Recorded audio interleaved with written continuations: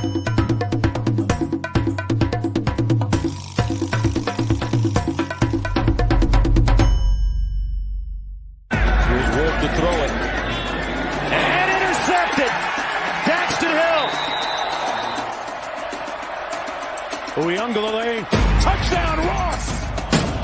They go with a run at 33, and that's blown up right at the point. John Ridgway. Four-man front for the Dogs, drifting back in coverage. There comes the pressure. Way Walker, shot out of a cannon.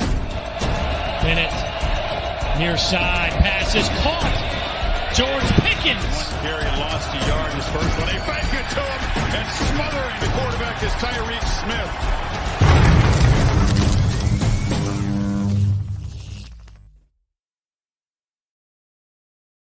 Welcome to a fresh episode of Draft on Tap. I'm Aldo Gadia, and the draft is 19 days, 22 hours, and 54 minutes away. This is a live look at a countdown as to when round one will begin. So if you're looking live, that's how much time you have to wait. Of course, the best way to wait is to wait along with Shimon and Niel Stopczynski. Guys, how are you? I'm doing good, man. I mean, this is like, for me, is like Christmas, it's coming down. I'm a countdown to Christmas. I'm counting all my gifts under the Christmas tree. How many are mine? How are my sisters? How many could be for, could be a surprise for both, So this is what this clock here tells me, man. Cause this is, when the draft comes around, that's my day. I tell everybody, don't call me, don't text me. I am in the draft zone and I am breaking down players. So that's my. What about you, Neil? Is this like Christmas for you? No, absolutely. It's kind of like the beginning of December, right? You're kind of wondering what's going to show up under the tree. I'm not even looking at the wrapped gifts yet. It's not even that close to that time yet. I mean, I'm just sort of guessing what could possibly be on the tree for me. But I'll tell you what, though, like every time Ryan Poles goes and makes a move, it completely reshapes, where I think this, this franchise might be going with pick 32 and then pick 41 and pick 7. All throughout day two, it just sort of reformulates where I think they might be going with their options. So it's been a lot of fun watching them make the moves that they've made, and we saw over the course of the past 24 hours 2 fresh moves, and I'm over here thinking again. Yeah, exactly. Well, let's talk about these guys, these 2 new signings today on Friday. What is it, April 8th? Starting with the slot cornerback, what's his name? Tavon Young. You guys, I know him. He's been around the league for a while, and Greg Gabriel loves the fact that he can step in and be the starting slot corner. He tweeted out today. What are your thoughts on that? I'll start with you, Neil. Yeah, one of the things that we were desperately in need of was a guy that could play the nickel. So that's a very welcome addition. He was a very high-end performer for a very good defensive outfit over there in Baltimore.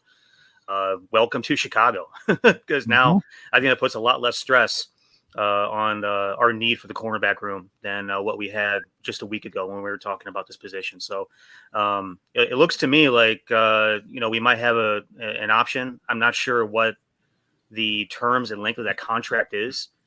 And I think they'll give you a lot more insight into even more what the plans are. It was a 1-year deal. Okay, yeah. Well, it looks like we're still going to be hitting the cornerback, position on day 2. So Totally agree. Yeah, but think about it is again, like I said last week, it looks like Thomas Graham is going to be corner number 2, or at least I think Thomas Graham can be corner number 2. Obviously, once these guys get them into minicamp and everything else, they'll make those decisions. And the next couple of weeks are absolutely critical with that. Thankfully they had the virtue of being able to start their offseason training a couple of weeks earlier, given the new head coach signing. So we'll see what happens over the next couple of weeks. And if anything comes out of Hallis Hall, if anything comes out of Lake Forest, that could kind of tip us off as to where we could go with those 3 picks on day 2 as it pertains to corner. Mm-hmm. What do you think, Mr. Shimon, about Tavon Young? Yeah, Young is a tough little cornerback. He played slot corner for the Ravens, and he of course came out of Temple. Those guys typically are tough. tough-minded, physical and mentally tough players. So, his issue. I mean, when he's on the field, he's an effective slot corner. His problems is staying on the field. And he's had 2 ACL injuries. So those are something that you have to be concerned about. I believe he runs about, if I remember mistaken, I think he's like 5'9", 5'10", something like that. Not the bigger, tall, bigger build player, but definitely a guy that when, like I said, when he's on the field, when he's healthy, he is productive, and that's the key here. So I think he has the leg up on the inside slot corner position. If they don't attack it here in the draft, but I agree with Neil and some of the guys in the chat room here saying as well that we still got to attack this position via the draft. I think it was those 3 picks in the top 71 right now. I think one will be a cornerback, probably most likely an outside cornerback, a guy that can man the outs, the position, or at least challenge for that spot opposite of Jalen Johnson is what I feel they're going to do with one of those 2 second-round picks, possibly maybe even that third-round pick. Not even sure. So see how that board falls to them. But yeah, definitely, I think offensive line is still a need.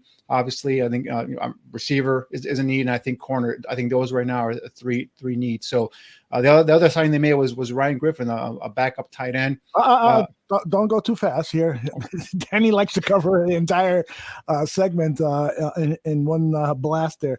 Let's stay with Tavon Young a little bit. These are his 2021 stats: 1 interception, 35 tackles, 2 sacks, and 4 tackles for a loss last season. Like you mentioned, he does have an injury issue. He typically plays about 50 to 60% of the snaps for a team. Last year it was under 50. So the question that there is durability. Is this towards the end of his career?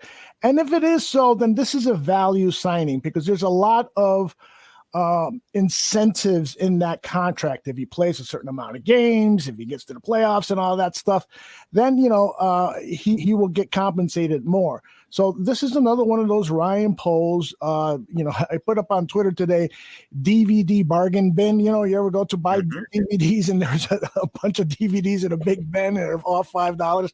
Well, he pulled out Tavon Young, and hopefully he'll have a comeback season and improve himself. Still capable of starting 67% of the snaps on a team, particularly given that Eberflus said we're going to be playing nickel defense 80% of the time, guys. Yep, exactly. Right.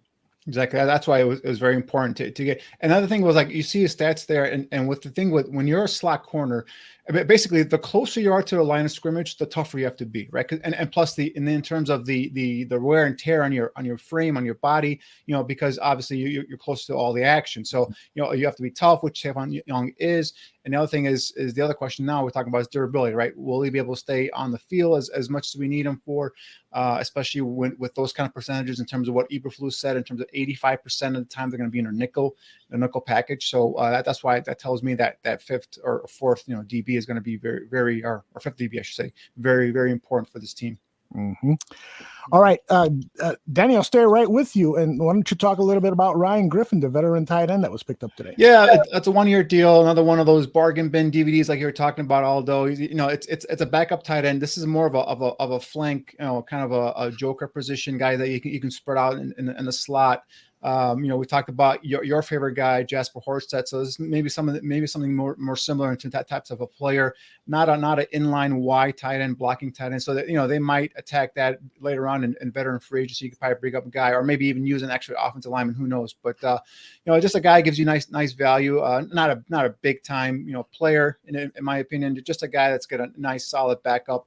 Got to probably run there. I mean, Jesse James is still part of the roster, if I'm not mistaken. So I think him, and with Cole Kmet, and then now you have Griffin, and then obviously Jasper Horsted. I think those guys are going to give you some of the bulk of the time at tight end. The other thing is just you need another inline tight end, another blocker, especially if you're going to go to a 2 tight end set. Now Jesse James, he's not known for his blocking, but I thought last year, just watching him play, I think when he was on the field, again, a guy who dealt with some injuries, when he was on the field, he was effective. And now he's not a devastating inline blocker, but again, I've always said that when you're blocking, especially if you're a guy that's not great at it, as long as you get in between, keep your body in between the defender and your offensive player, I think you're effective. So if Jesse James can do that, he could be another guy that could be a staple in terms of that 2 tight end set.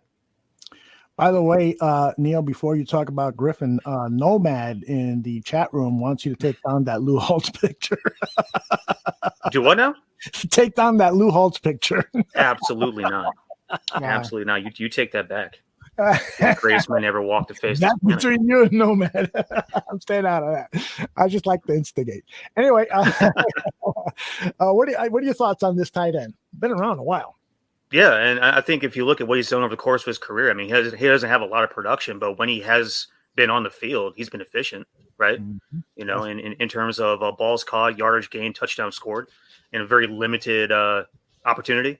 So that right away tells you that, you know, that the kid at least is about the right things. He works hard, and you know, he's going to bring a lot of experience and leadership into that locker room. But yeah, I mean, you know, we got a little bit of depth, and again, you know, you can't ever have too much depth. Especially at a position to where you don't only need guys to fill in at a high contact position, but also for special teams. You know, I can imagine this guy's going to play a lot of you know, field goal block and you know, PAT and everything else. So you know, quality signing, and that's all that Poles has done this offseason so far is just nothing but quality signings. You know, made a, you know, half a splash here, half a splash there, try to make a big splash with the inside D lineman. That didn't work out.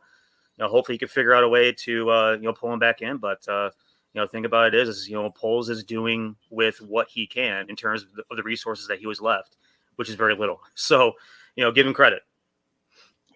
What do you guys think? Ravi asks about Cole Kmet. Do you think that Cole Kmet at 22 years old, his future looks bright, or do you have any concerns? Well, in terms of Cole Kmet, I think the jury's still out on him. I mean, he's still a young player, developing player. I think we saw some more positive play out of him last year, his second year in the league, as opposed to what we saw in his rookie season. But I think just this type of offense, type of system, I think we've seen where they might emphasize tight end more. Now you might say, oh well, wasn't Nagy part of the Chiefs system and where they have Travis Kelce? Yeah, but Nagy was part of the Chiefs system, but he had no idea what he was doing in terms of getting players. He kept a tight end, Jimmy Graham, for $9 million a season on the roster because he was a red zone threat, but he had never played him in the red zone. So I wasn't sure what they were doing, their plan at tight end, but I think Cole Kmet, you saw glimpses of what he can do. Again, he's to me right now the only really the Y inline blocking tight end on this roster. So unless they pick up another guy or off the free agent market here, we'll see what happens. But I think he's a guy just continue to let him just develop and get better. I think him and Justin Fields, I think some positives last year was you saw a little bit of a connection there with him and Justin Fields in a couple of games. It wasn't consistent. It wasn't what you wanted to see, but definitely I think, for me at least, the jury's still out on Cole Kmet, and I'm not going to say he's a bust or he's not going to be productive, moving on forward here. Mm-hmm. I want to get back to the cornerback area because we're going to talk a lot about corners tonight. You guys have selected several players for us to evaluate, but this is the room as it stands now based on what I just looked at over at the Chicago Bears team roster website. Jalen Johnson, Thomas Graham Jr., Lamar Jackson, not that Lamar Jackson, of course, Michael Joseph, who, by the way, is 30 years old, and he has spent his entire career on the practice team with the Bears. So he's definitely a camp body. Bo Pete Keys, who played at Kansas City and showed some promise. So he might be one of those guys that got their fingers crossed about. Duke Shelley and Kindle Vildor. Overall, what do you guys think about this cornerback room as it stands now, and how badly do we need to still attack it? Neil, I'll start with you. Yeah, I still think it's a day two pick, again, I talked about it for a couple straight weeks. You got Jalen Johnson, obviously he's your returning stud. Mm-hmm. Thomas Graham, I believe, is your second guy. We just signed our nickel, and then you have Duke Shelley and Kindle Vildor, which are guys that can, fill in spots. Excuse me. And I still don't think we've seen probably the peak of Kindle Vildor, and I'm eager to see what this defensive staff can do once they get their hands on him. But thing is you're talking about a guy that has showed promise here and there, made a splash here and there, really hasn't put anything consistent together. Has given us probably more headache than happy times.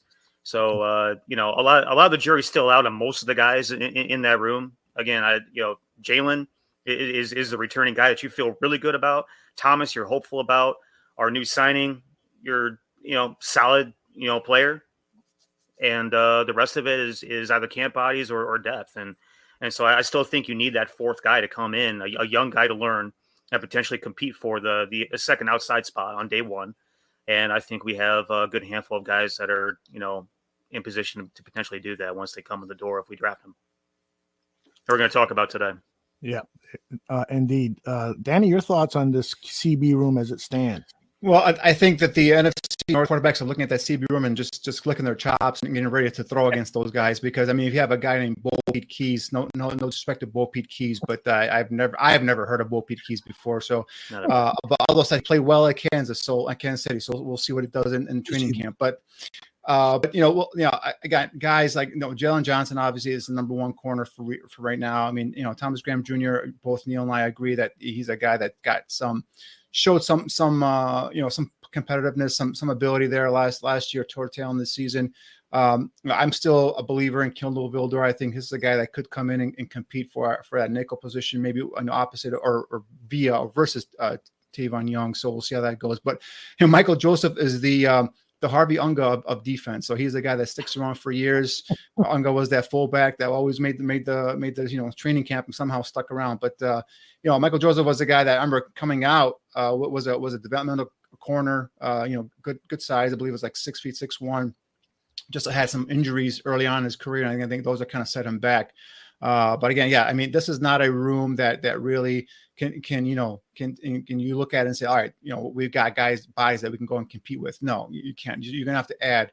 You're gonna have to add probably via the draft, and I would not stop adding via free agency as well. I mean, the more competitiveness you put in that room, I think that's all. Competition makes everyone else better. So I think besides Jalen Johnson, and you have to bring someone in to compete against him as well, just to kind of keep the fire burning behind his ass as well. So for me, it's obviously a need.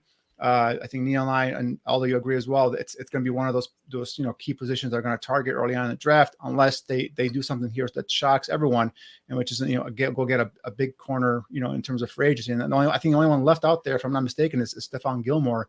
I don't think he has signed yet. And again, he's an aging veteran, but a guy that's going to command some top dollar. Could that still be in the works? It doesn't look like it. It doesn't appear like it.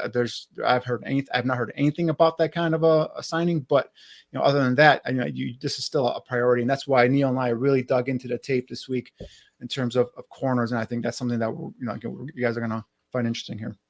Yeah, I'm looking forward to it, and we'll get started in just a minute. But I got this breaking news, guys. Oh God, here we go. Oh Lord. Bo Pete Keys made his Bears debut week 15 last year versus the Vikings, playing 5 snaps on special teams as a reserve. I didn't even notice him out there. What is that? What the hell is that? Bo Pete Keys? He's been on the Bears roster since last season. I've never heard that name until just right now. I swear, I don't remember even seeing his. What numbers you wear?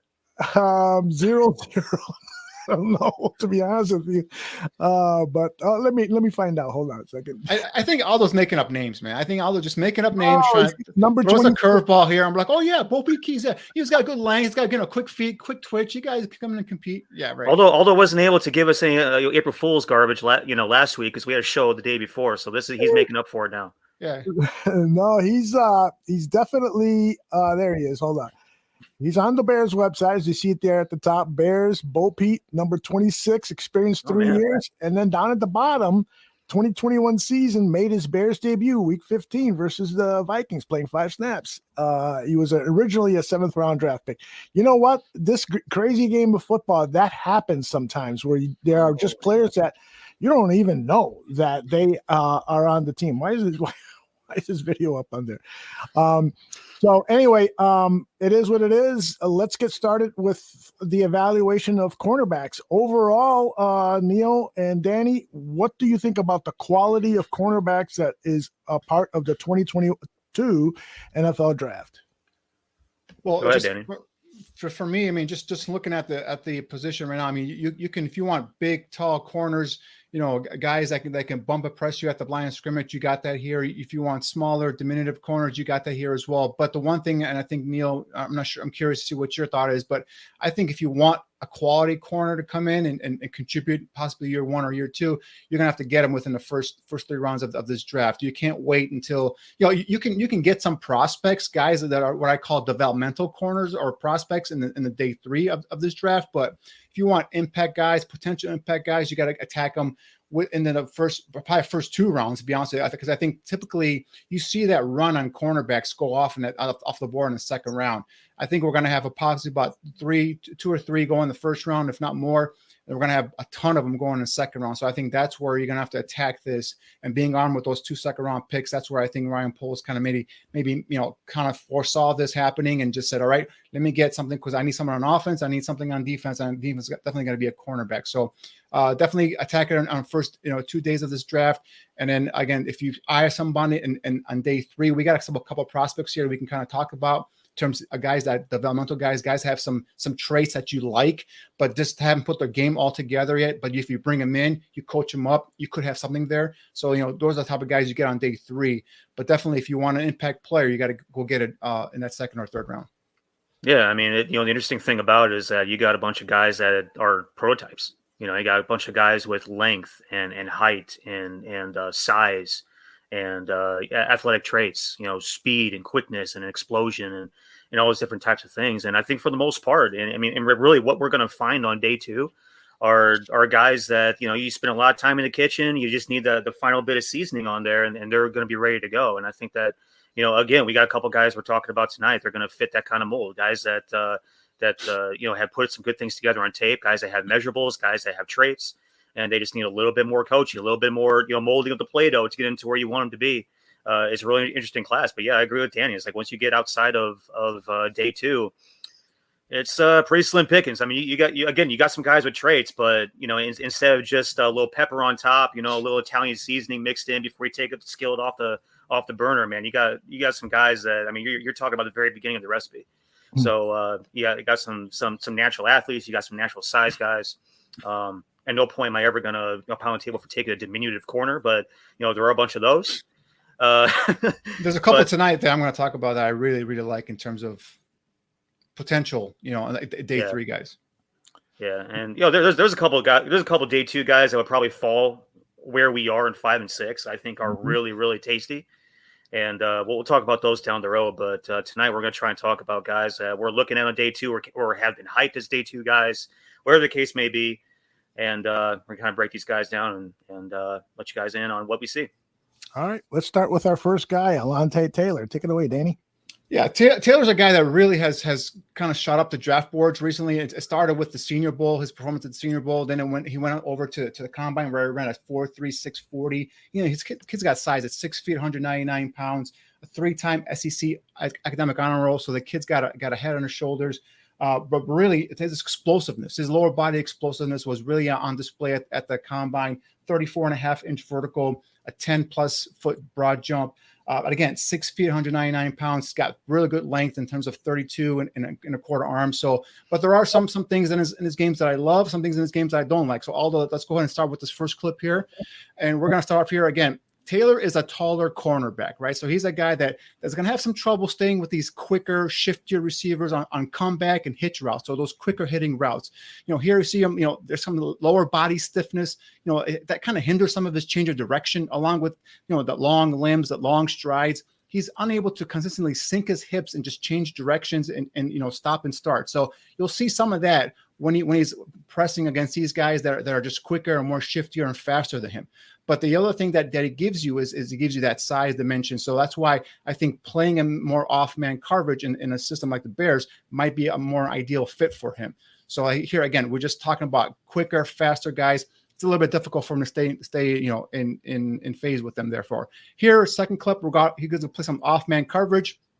You see him here playing that bail technique with that half turn, playing inside leverage. He sees that play develop in front of him, just plants and comes downhill aggressively. This is what you're going to want to see in these off man or these zone corners, guys that are aggressive coming downhill and they can wrap up and make and tackle, right? Again, plays off man, has the coverage awareness to be able to peek into the backfield, still know what's going on in terms of his guys and around him, but then just plants and transitions quickly. And that's what I'm looking for. Can you plant? Can you come downhill quickly? And then most importantly, can you wrap up and bring down the ball carrier? And as you see here, that's what Taylor can give you here. Some of that, quickness and some of that physicality post catch.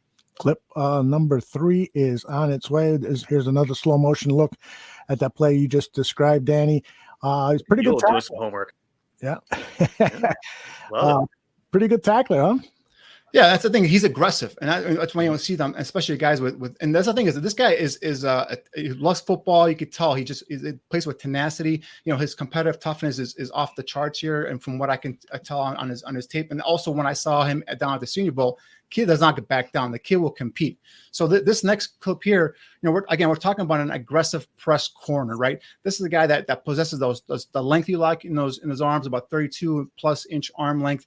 And you see him here just being able to disrupt the receiver's release, and he can reroute the receiver at the line of scrimmage, right? With his aggressive jam, he throws off the timing of the quarterback, and now he has the quarterback kind of look away from his initial receiver. Again, look at him, just kind of extend his arms, press, reroute, knock the receiver's neck back there. Quarterback gives him a quick look and says, all right, this guy's been rerouted. His timing's been thrown off, so now the quarterback goes ahead and looks away from him, his initial target, and now does there's an incomplete pass here, goes to a second option here, and just kind of, but what he could do there, what Taylor can do there is with that length, that aggressiveness, and ability to press and jam and reroute the line of scrimmage, he can throw off the timing of an offense, of a quarterback, and then allow your, another half second or whatnot for your defensive lineman to get to the quarterback possibly, or make him, make the quarterback kind of, rush and maybe, make a bad throw or off timing or disrupt the play. But that is very important when you see these big, strong physical corners at the line of scrimmage. Can they press?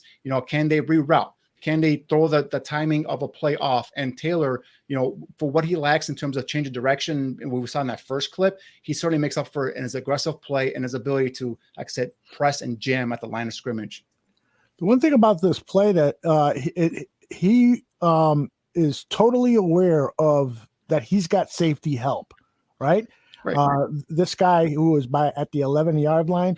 And so he can play that kind of, it looks to me like he might be perfect for, like Danny said a minute ago, perfect for that cover 2 type defense. Exactly. And that's the thing you're going to look for in these cornerbacks. You want to look for cornerbacks that could have that coverage awareness, have the ability to play their responsibilities, their sound assignment cornerbacks, but also guys that can transition quickly, come down, wrap up and tackle. But also, when you need them to play man press, man coverage, can do this, something like that. Can bang them at the line of scrimmage, can reroute at the line of scrimmage and throw off the timing of a play. So, that's what you're looking for in this type of a system. You're not looking for a guy that really can necessarily, come off and just continue mirroring down the field and all that stuff. I mean, those guys are great. Don't get me wrong.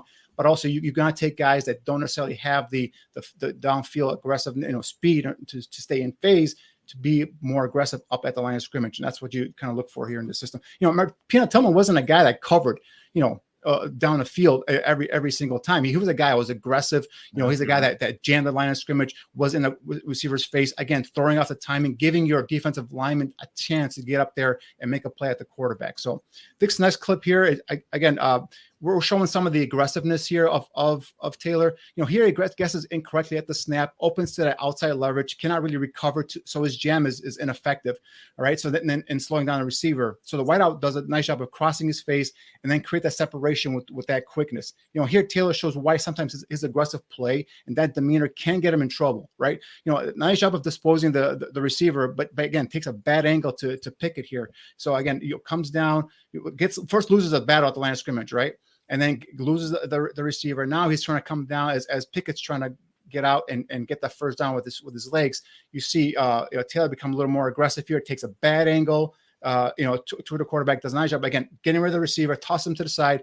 But again, get that angle, get a better angle there, maybe stop the quarterback short of that first down. And now you get the ball out of the hands of the offense. So again, aggressive play. This is a guy that will not back down. It's always running 100 miles an hour every time he's on the football field. The only thing is he's got to get more disciplined, got to get more coached up a little bit, just stay more in your lane there. But I never knock players for being too aggressive, because you'd rather have an aggressive player than a passive player.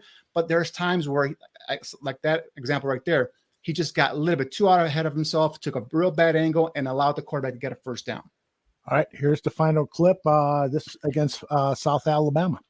Yep, and here you see a nice job here. Just kind of, again, this is going to be some I think this is press coverage, or he's going to ball off. Nope, he goes out the line of scrimmage, gets his hand on the receiver, all right, releases his man, turns and finds a football. Again, sees it, he sees a pass out on the flat, kind of was reading it prior to the snap, kind of knew what was going to happen there. Sees the ball out on the flat, turns, and it turns on, and he bursts and attacks downhill, again, with aggression to go ahead and make the tackle and limit the gain here. Again, I'm talking about a guy that has coverage awareness, right? Knows what's going on in the field. Maybe knew he had some help over the top, could go ahead and release this guy, saw the play going out to the flat, and then comes right down with no hesitation, aggressive, goes down. Now, I want him to get a little bit lower, right? I want him to get a little bit lower there and wrap up the ankles, but, he does go waist high. He doesn't go shoulder pad high. It goes waist high, but it does a job, gets the guy down. And this is what I'm talking about. Guys that can transition quickly, come downhill, and again, make the tackle and make the play. And what we've seen so far with Taylor is he's got the size, he's got the speed, the long speed. He's got 4.36 long speed, so he can stay in phase on those deep, those goal routes, those routes down the field. The other thing is he does a nice job of being able to then plant, come back down, transition, and make a tackle. Now, does he get lost on some of these quicker, shiftier routes? Does he have the ability to cover inside quicker, shifter, slot receivers? He doesn't have that thing. He's just a bigger corner, a guy that can, again, make a play on the outside of the numbers. But again, plays with that aggression. I just love seeing that on tape. Neil, your thoughts? Yeah, I love the kid. I've been wanting to talk about this kid for 2 weeks, and we just keep on running out of time. This is another one of those kids this is another one of those kids that I loved in high school, man. And I watched him through the recruiting process, and and then he gets to Tennessee, and he throws up tape like this. By the time we get to his senior year. Aggressive as hell, physical as hell, explosive as hell. Danny talked a little bit about what he did at the combine. He goes into his pro day and even betters himself there. He jumps a 39-inch vertical and 11.1 broad jump. Those are elite numbers when it comes to guys that are 6 foot, 200 pounds. They're playing on the corner. So that was tasty as hell. You like his length a lot. Got invited to Senior Bowl and popped a 0.53 miles an hour during the game at Senior Bowl. A lot of these guys that we're going to talk about today, a lot of the guys we talked about last week and the week prior, they were putting up 22s during practice, and that's fine. Everything's you're running around shorts and underwears and everything else, but during the game, if you're popping above 20, you're doing pretty damn good. You're playing pretty damn fast. But the other thing that was extremely impressive about the way this kid played during the game was that he popped a 6.67 yards per second acceleration burst, which is, I think, by far the longest stride, most explosive gait that any of these defensive players had on game day. And so that tells you a little bit about how he plays on the field, what kind of lower body explosion that he has, as aggressive as he is, and what kind of thump he's coming downhill with. Danny talked about the academic side of things, 3-time academic honor. He's got his shit together. His play history, 45 games. This is going to be a trait tonight, guys. This is going to be a consistency. A lot of these guys we talked about have a ton of play history. Alontae Taylor, specifically 45 games played, 34 started. Mule threw up the stats from last year. Over the course of his career, 162 tackles, 115 of those were solo. 4 picks, 19 PBUs, 4 forced fumbles, 2 defensive touchdowns. Had a pick during the Senior Bowl. So, productive kid, was a 4-year player at Tennessee. He came in with a ton of hype, as a receiver. As a receiver, yep. Yeah, so he comes in as a receiver, switches over to the defensive side of the ball, and has this kind of production. We see in the highlights how he plays multiple styles. He's impressed. He's off. Sports the run like hell. And again, we talk about the good and the bad. The things I love about him is that he's a really good open field tackler when he gets his hands on you, right? But can easily be juked out because he does play so kind of tight and narrow, within himself. And that kind of drives me crazy a little bit. He has a really odd stiffness about him that, it's really hard to sort of, place him in my list of players, where they fall in order, because, there's a lot of things you love about the kid. There's some things that drive you crazy about the kid. I think that's a lot of technique, related issues that can be fixed. And again, we're talking about a kid that barely played any corner throughout the course of his career, throughout the course of his life. So I think that, these are things that could probably be fixed. But a kid that run and jump as well as he did, I was kind of wondering as I was going through this evaluation, he never did any of the agility drills. We don't have those numbers, can't find them anywhere. I just wonder if that's because, maybe he is that stiff and he didn't want to, be found out, or if he just decided he, didn't want to do those, which is fine. I mean, we see plenty of stuff on tape that will make, people like us in the 4 walls of a scouting department love him. Right. Right. But his game is strength and physicality all the way. He loves contact. He hits hard. He's strong against blocks. He'll mix it up. Plays a ton of energy and juice too. In between plays, he's celebrating. He's hyping his teammates up. He's yelling. He's flexing. You love that kind of swag that he brings. Great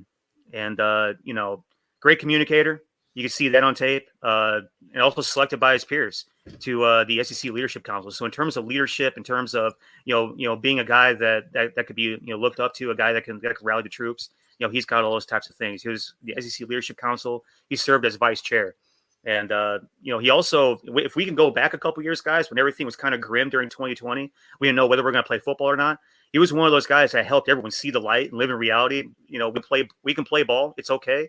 He was one of the guys that really pounded his fist on the table and got the 2020 season underway. So, commend him for that. Intelligence, leadership, intangibles are high.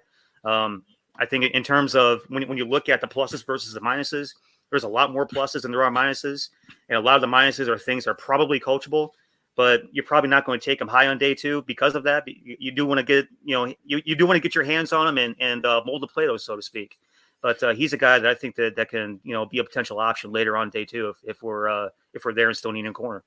See, this thing is like, this is the kid, like you can kind of watch on tape right now. And Neil touched on the fact that he didn't do any of the agility testing or anything like that. And even if you ran say, for example, a sub 7.3 cone, we can tell watching on tape, he doesn't have the change of direction ability that he needs to match with those quicker shifter cornerbacks. So for the receiver, so you can tell what kind of corner he is. This guy is I think tailor-made for this system. The guy that can press and reroute at the line of scrimmage, that can drop back, have that coverage awareness, and then be able to quickly transition and more importantly, be able to wrap up and make the tackle. So I think that is something that what this kid is.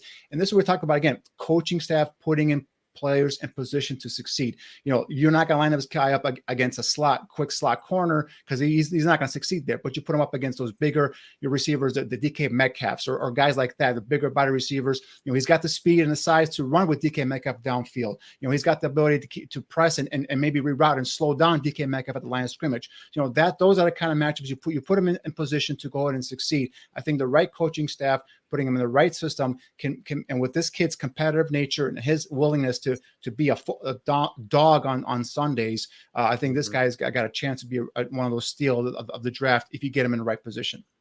I love aggressive dudes, man. I love the way this kid plays. Yeah. What do you guys think about what Dane Brugler writes in his draft scouting report, which he calls the Beast, which it definitely is. It's an outstanding piece of work. He writes in his summary, overall, Taylor was primarily used as an outside corner for the Volunteers, but he has versatility across the secondary, and a move to safety might be his best option because of his range and physical demeanor. He will see a heavy dose of special teams in the NFL and might be a team's best option as a gunner, and he has him targeted as a fourth-round pick. What do you think about possibly Taylor moving to that safety position? Well, like we talked about it with some of these offensive linemen, I think when Damian was on, in terms of, these tackles that project inside the guard, possibly, we say, give him a chance to fail a tackle before you move into the guard. For me with Taylor is give him a chance to fail at corner before you move into safety. Like I said, I love the kid's ability in terms of playing out the outside and being disruptor on the outside there. I think you said Dane had him going in the fourth round. Is that was it? Yeah. See, I don't see him. I mean, maybe I see him, late date, a late second round, early third round. I don't see him dropping into that fourth round. I'd be shocked if he falls into the fourth round range if he's available on day 3, because I just think that size, that speed, the athletic ability, and the willingness to tackle and the aggressiveness. I think that some team's gonna love him and maybe grab him in that middle to late second round area. So we'll see how it goes. Like I said, remember that run on corners is gonna happen that second round, and now you're gonna see teams in the later rounds try and get one of these guys. And I think that's a prime position where Taylor could fall. Now, if the Bears do like this kid, if the coaching staff says, hey, bring this kid in, maybe you could drop down from pick 48 or 39 or whatnot and move on down some slots, recoup some draft capital for the fourth round or fifth round, and then still get this kid if you targeted him in the middle till a part of the second round. So we'll see how that happens, see if the Bears like him, how much they like him. But definitely, I think fourth round is, if he's there, this kid's a steal. Yeah, that was actually something I thought about in terms of my over the course of my evaluation process, was the idea of potentially moving this kid to safety, given how physical he was and how intense he comes downhill. the odd narrow stiffness that he showed on tape. I thought, well, if he doesn't work out a corner, I bet this kid would be a badass at safety. And with our need of strong safety down the road, and well, who knows, free safety even too, if Eddie Jackson has to get his head out of his ass. But in terms of position specific versatility, you always love guys that you can do multiple things with, right? That's one of the most valuable things you can have is position versatility. So if he's a guy that could project, in either room, then with those kind of measurables, I think you have a steal. Very good. Niel, stay with you, and why don't you talk to us about Coby Bryant? Coby Bryant. Hell yeah. So this kid's really interesting to me too. So Coby, I watched 4 games on. I think it was the Alabama game, IU, the championship game against Houston, and then I got PTSD, against Notre Dame. I tried to find plays where he got borderline embarrassed or beat, and I couldn't find anything. And the kid is he won the Thorpe Award for a reason. Let's just go ahead and say that. Just off the bat, you look at him physically. He's just a well-built kid. He's got a big frame, 6'1.5", almost 191 pounds. He measured it at the Senior Bowl. 9.5 hands almost, 30 and a quarter arms, 74-inch wingspan. If you're talking in terms of the miles per hour, the GPS tracking, during the Senior Bowl clocked a 9.18 over the course of the game, which is still very good. Ran a 4.54 40 at the combine, but then followed up with a 4.47 at his pro day. Improved upon his time, showed that he does have the speed. He wasn't just marginal, which I think was key. I think a lot of people were really sort of ho-hum on him when he tested at the combine. Not that you're supposed to be that way, and I know a lot of media people probably said some things, but he followed it up with a 4.47, showed like, I can go ahead and blaze it up a little bit. Like I said, Thorpe Award winners from Glenville, Ohio, a Tegan, program over there. 2020, 2021, first team All-ACC, two straight years. 2021 first team All-America, and team captain. And I love these guys, kind of like with Alontae Taylor. I love these guys that have leadership capabilities. And you talk about what you see in between plays when you're watching film, what you see pre-snap, what you see post-snap, the way that he goes about either congratulating his teammates or in terms of pre-snap, the way that he communicates with his teammates. He's often the one making calls, getting guys in position, relaying info, wherever the case may be. Those are all big time pluses with me. In terms of play history, 63 games played. He was one of those kids that came back for an extra COVID year. 49 starts, 4-year starter for this kid. Last year, 46 tackles, 11 passes broken up, 3 picks, 3 forced fumbles. He's a guy that if you go ahead and watch the film, in depth, plays predominantly off man and some zone, as opposed to the other guy Sauce, which for the record, that dude, if you're talking about physical as hell corners, that dude can bring some wood. It was impressive watching him. I didn't really go in depth in watching, Sauce, because really don't have any shot of getting the kid. But just watching him on the opposite side of the field while I was watching Coby, that kid's impressive. But Coby, Coby's on the opposite side. He plays field very loose, very quick, twitched up, and he's a floater. He's a very easy mover. He's easy to stay with his receiver. He uses his length well. If you want to say what little of it he has, he's not as long as some of these other guys, but he uses what he has well. He's got adequate length. He uses it well. He keeps himself in the hip pocket, feels out the receiver down the field. When playing up on the receiver, he shows a nice jam arm, disrupting the route, and he's very sticky in coverage. Generally, wherever you didn't see much press, but you saw he showed enough to be able to execute press man coverage. He was physical enough when necessary, but he's definitely more of a finesse guy. Tackles well enough. I think that's one thing he needs to improve is his consistency in terms of his tackle technique and the way he comes downhill, his aggressiveness, so to speak. Again, if you talk about being a locker room guy, he's talked of very highly in terms of his leadership, his football intelligence, as far as him being a communicator. I talked about him relaying the calls. You could see him easily in round 3. I like him as an early day 3 guy, possibly also, with the intangibles, the body type, the athletic traits, a little bit of room for development. Eventually will be a starter. I think he's a guy that could come in and compete immediately. So I think he falls in that later day 3, early day 4 range for me. For me, with Coby, the thing I like about him is his size. I talk about 6'1", 193 pounds. We talk about some of that aggressive nature in terms of his ability to play corner. Again, I think this kid's an off-man cover corner. Again, ideally fit for this Bears scheme, yes. There are some concerns for me with him, as opposed to what Neil had just said.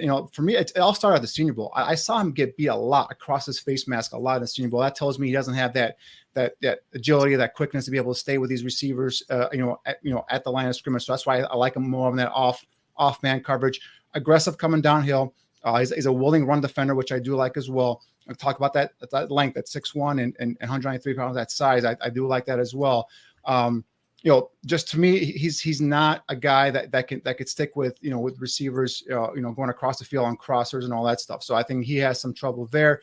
Could it be cleaned up a little bit with technique, possibly with some coaching, but definitely a guy that I kind of had high hopes for coming into the Senior Bowl, and it kind of disappointed me. I think for me, it's been downhill ever since then. But if you're talking about a guy, see right now, I got him as a day three. As a third round pick. So I think if you get him, if you go offense and in terms of the first two picks, the offensive line and receiver, and you get a guy like a Coby Bryant and on the 71st pick, then that's a solid value pick there for me as well. So, but again, I think he's a good fit for this defense. There are some issues with him in terms of coverage, being able to stick with receivers and coverage downfield. At times he hasn't tracked the football very well for me. Doesn't, is late turning his head and trying to find the football, not consistent with that aspect of his game. So, certain things there, again, those are things you coach up, right? Being beat off the line of scrimmage right away. And when he's trying to press, it doesn't use his strength, if you will, to kind of jam and reroute receivers the way I like to see him, and put on tape. So, definitely a guy that you can work with, but not someone that I would kind of, like Neil said, he's more of a developmental kid guy. You kind of come in and maybe, coach up and before he's a finished product. Here's what Dane Brugler writes. He said that he's responsible, not Brugler, but the cornerback we're talking about, responsible for 15 forced turnovers in his career, 10 interceptions, 5 forced fumbles, penalized only once in 2021, a pass interference call against South Florida. Dependable run defender, as you just said, Danny, battles through injuries, fractured his hand early in the 2019 season and played the rest of the season with a cast. 2-year captain. He strives to compete with that Mamba mentality. So those are some of his strengths, and as the weaknesses that he's pointed out, both you and Danny and Neil have talked about. So he's kind of an interesting guy to keep an eye on. Brugler does have him listed as a potential 3rd round pick. The one thing I did forget, some of the positive I do like about him on his tape, Dane touched about it in terms of his ball skills. 10 interceptions, I believe 35 pass defense in his career. And one thing is he's aggressive at the catch point, right? He's a guy that will go after that football with the receiver at the catch point. So, that's one thing I do like about his game as well. So that's something to keep in mind. Mm-hmm.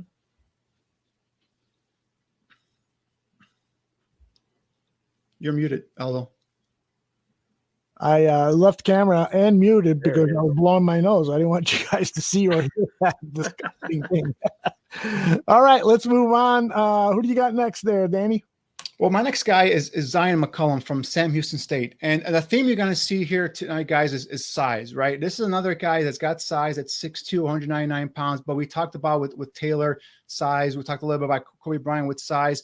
But this is a different kind of cat. This is not an aggressive physical corner. He's a guy that size at 6'2", 199, and he's got explosive speed at 4.33, almost a 40-inch vertical, or 132 broad jump, ran a 6.48 3-cone, which shows that change of direction. So this is more of a cover corner kind of guy. It's not a guy that's going to be physical at the line of scrimmage.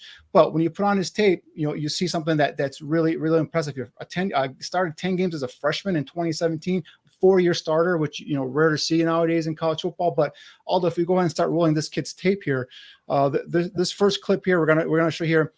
Look how he misses the jam at the release here, misses the jam at the line of scrimmage. Right, the receiver was able to get off and run his crossing route. But watch Zion fight through traffic and use his long strides and speed to be able to run down the receiver from behind. So I like his competitiveness here right away. I like the way he doesn't give up on the play because, he messed up at the line of scrimmage, got bumped there a little bit. But you know what? I'm going to track this kid down using that 4.33 speed to be able to get this receiver and bring him down to the ground. So, this is where I talk about, Taylor, we saw him press, jam that guy, reroute him at the line of scrimmage. McCollum won't do that. McCollum, doesn't have the long arms that Taylor, is only about 30-inch arms as opposed to 32-inch arms for Taylor. Doesn't have the physicality in his frame like Taylor, but he does have that speed, that coverage ability that you're going to see later on some of these clips here when he gets downfield.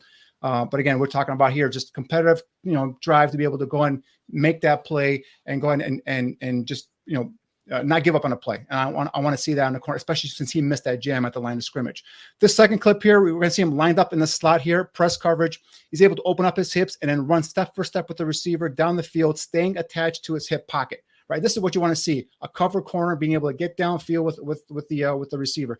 Now the play doesn't go his way here, but look at him, just in step to step, lock for lock with that receiver coming off the slot. So now you're talking about lining up some of these, these bigger receivers, the Larry Fitzgeralds, and when he was playing the Allen Robinsons, these big guys are being lined up in the slot now and being taken advantage of with these smaller, quicker, slot corners. With a kid like McCollum, you can move him in, you can kind of have him follow this guy, shadow this receiver, even if he's lined up in the slot. He's got the agility, the quickness to be able to stay with the receiver off the line of scrimmage and also get with him downfield in terms of being in his hip pocket. So that's some of the difference here we see with him. He's got the agility to be able to move and stay in with these receivers down in phase, as opposed to Taylor was more of a guy, more of an outside guy strictly, and just stay with those bigger body receivers on those routes on the outside.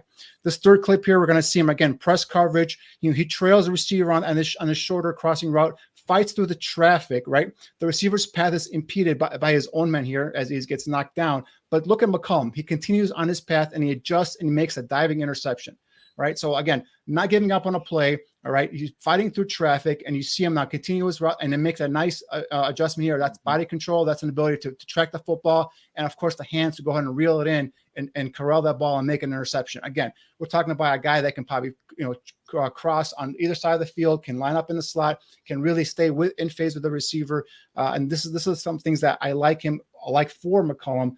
And again, with that 6'2", 199 frame, it's also a plus there as well. And this is clip. Is this clip? Oh, this is the clip still on three? that one, yeah. Okay. We'll move over to clip 4 now. All right. And then here, I just want to show you guys some special teams value here as we get to clip 4 here real quick. We see McCollum here. He's not just a guy that can play on defense. You can line up here at special teams and watch him just kind of fly off the football here with that burst, that bend, and just lay out with that length to go ahead and block this game-winning field goal. So he brings you some of that extra value too. We don't usually think of these guys on special teams, but we touch on it with Taylor in terms of him being able to go down and maybe be a coverage guy. McCollum here shows his ability to fly off the edge. Again, that bend to be able to turn that corner and then flatten to the football, extend out and then block a game-winning field goal. You don't think of these things until you see them on tape. Yep. And here, this is the last one here. This is, again, a press coverage versus a bigger body receiver we're going to see here.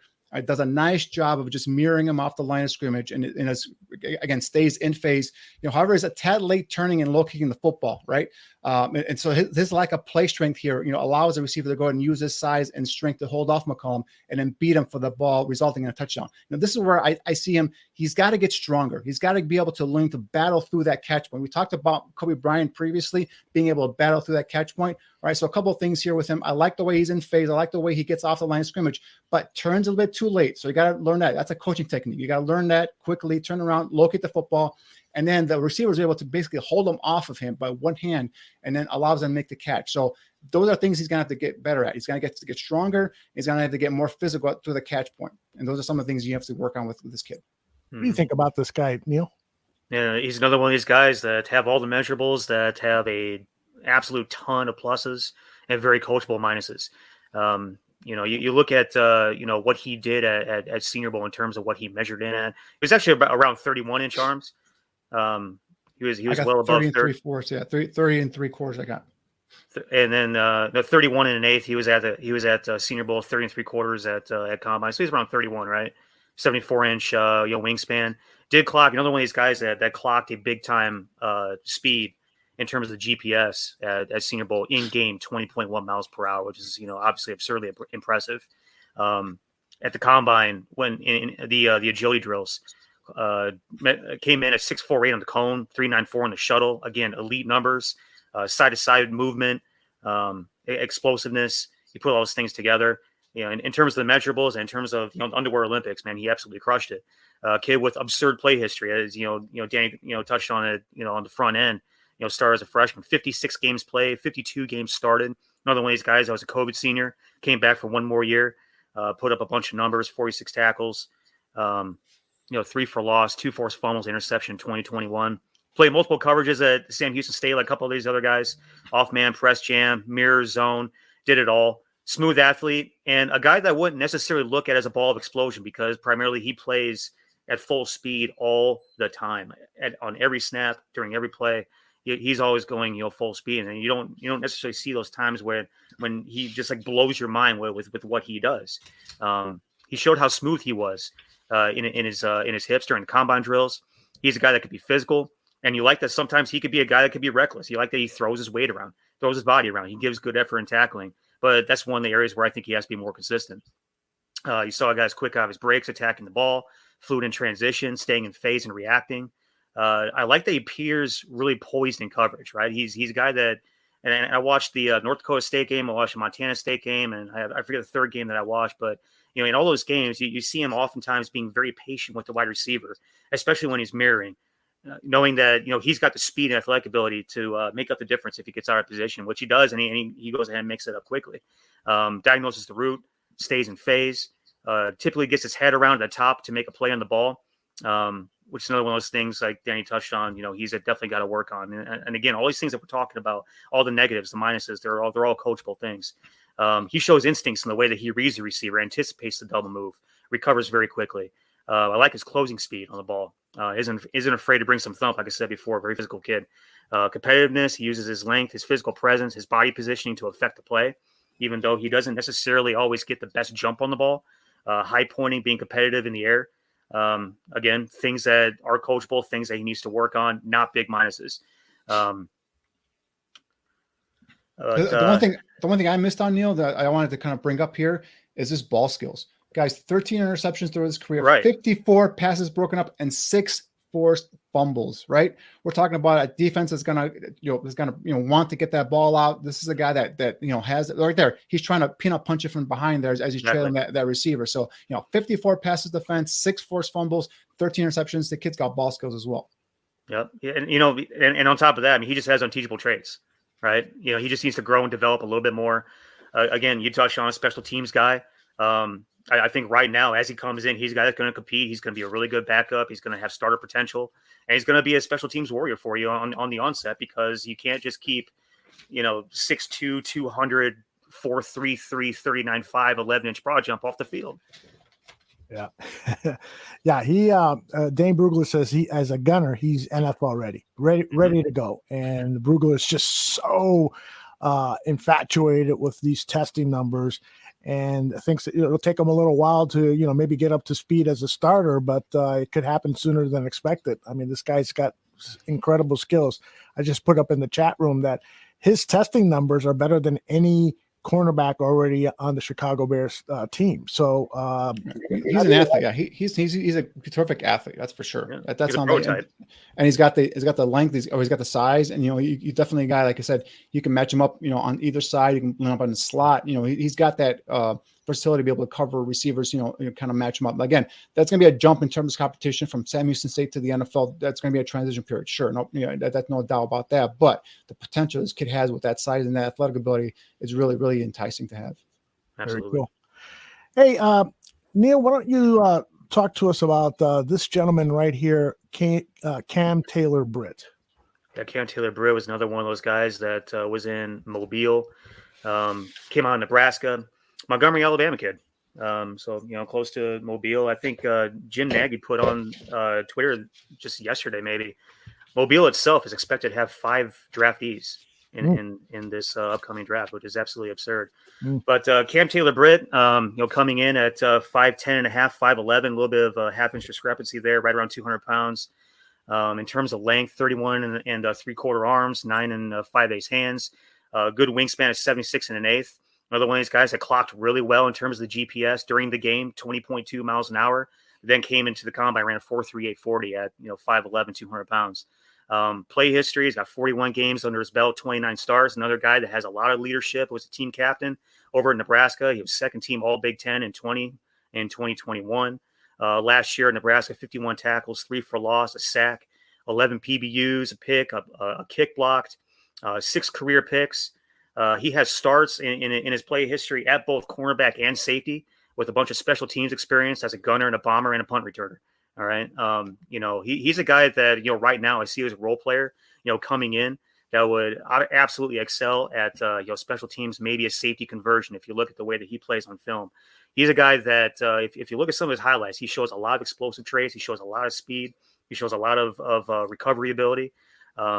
Sometimes I think if you dig deeper into it, I think I watched Oklahoma and I watched Minnesota on this kid. There's times where he appears stiff in the hips and heavy-legged when it comes to covering receivers, reacting, changing direction, all those different types of things. He wasn't necessarily as quick, as fluid, as twitchy as some of these other guys that we talked about. But when he's in position to lay a hit, he's going to take the opportunity. I love his physicality, his aggressiveness that he plays with. He flashes all his explosive tendencies, but they're just not consistent. You just want to see more of that. He flashes physical play, but sometimes he'll get manhandled by receivers on blocking plays. He's got, and again, we talk about the little minuses. Those are things that you can probably coach up. He's a strong kid. He's got to be taught how to get off or how to shed blocks in order to make plays on the ball. Because when he has an opportunity to make a play on the ball, he's going to light somebody up, and it's exciting to watch. But as of right now, I see this guy as a day 3 guy, but a really intriguing day 3 guy that could fall right in our 5-6 range where we have 3 picks. A guy will come in, compete right away, especially on special teams, will give us some depth, in the cornerback room. And again, I think this is a guy that is really enticing to think about moving to the safety room, putting him at strong safety, letting him play with everything in front of him, not having to worry as much about flipping his hips, changing direction, and just coming down and laying some wood on somebody. And I keep talking about how we need a guy that's going to be a physical presence, some guy that's going to make a receiver hear some footsteps. And I think this kid could be that kid down the road. Yeah, I agree. Cam Taylor-Britt is a kid, first of all, we talked about 5'11", 196, 4.38 40, 6'9", 3 cone. So the kid's got that lower body explosiveness, the athletic ability you look for, and some good size. You touch on a little bit there in terms of his history, prolific high school quarterback in the state of Alabama, actually went to Nebraska as a quarterback, then switched over to DB. A 3-year starter, both a safety and corner. It gives you that kind of versatility. Second team All Big Ten, team captain, all the stuff you love about him. But I agree with you 100%, Neil, in terms of I like this kid at safety, man, because he is a willing run defender. He has no problems coming down and thumping receivers going across the middle. I agree with you in terms of his play at corner was very, very consistent for me. His back pedal was very choppy in terms of his footwork. A lot of times you see him getting up straight up in his back pedal, which is not good for a corner. Has difficulty staying in phase with receivers downfield. So, but you bring that size, you bring that athletic ability, you move him in the middle of the field. Now you got range where you go sideline to sideline. I love this kid as a developmental prospect, primarily at safety. A guy that can probably come down and cover those big tight ends or receivers in the slot as a safety for you, but not a guy that I would line up as a corner for me right now. So, if you're going to bring him in a 5th, 6th round and switch him over to safety, I'm all for it. But if you're going to bring him in and make him your cornerback, I have some troubles with this kid playing cornerback at the next level. So, but definitely like the size, like the athletic ability, like the willingness as a run defender. It's got a good frame, muscular frame, well-defined. I think this is a kid that if you move him to safety, you coach him up, you have a chance of potentially getting him a starter there and down the line. Not right now, though. Yeah, definitely. All those starts he has a safety in his career, so he has it under his belt. He's been coached up how to do it. Smart kid, team captain, football intelligence. And you did see on tape, too, him coming up and covering the slot from the safety position if you go a little bit further back. So, a very, very intriguing kid from that standpoint, being a developmental kid you can throw in that safety's room and being the thumper that we're looking for. Brugler says that he might sneak into the 2nd round just because of the aggressiveness and the size-speed ratio, but probably more likely end of the day 2 pick we'll be keeping an eye on him. That'd be kind of rich for me at cornerback. I mean, especially for a kid that shows so much in terms of his inconsistencies at cornerback at Nebraska. So, I mean, that would be really rich for me. But like I said, Neil touched it. If it's day 3, a guy to move over to safety, I'm all for that. But to bring him in as cornerback, that's going to be a little bit too rich for me. Very good.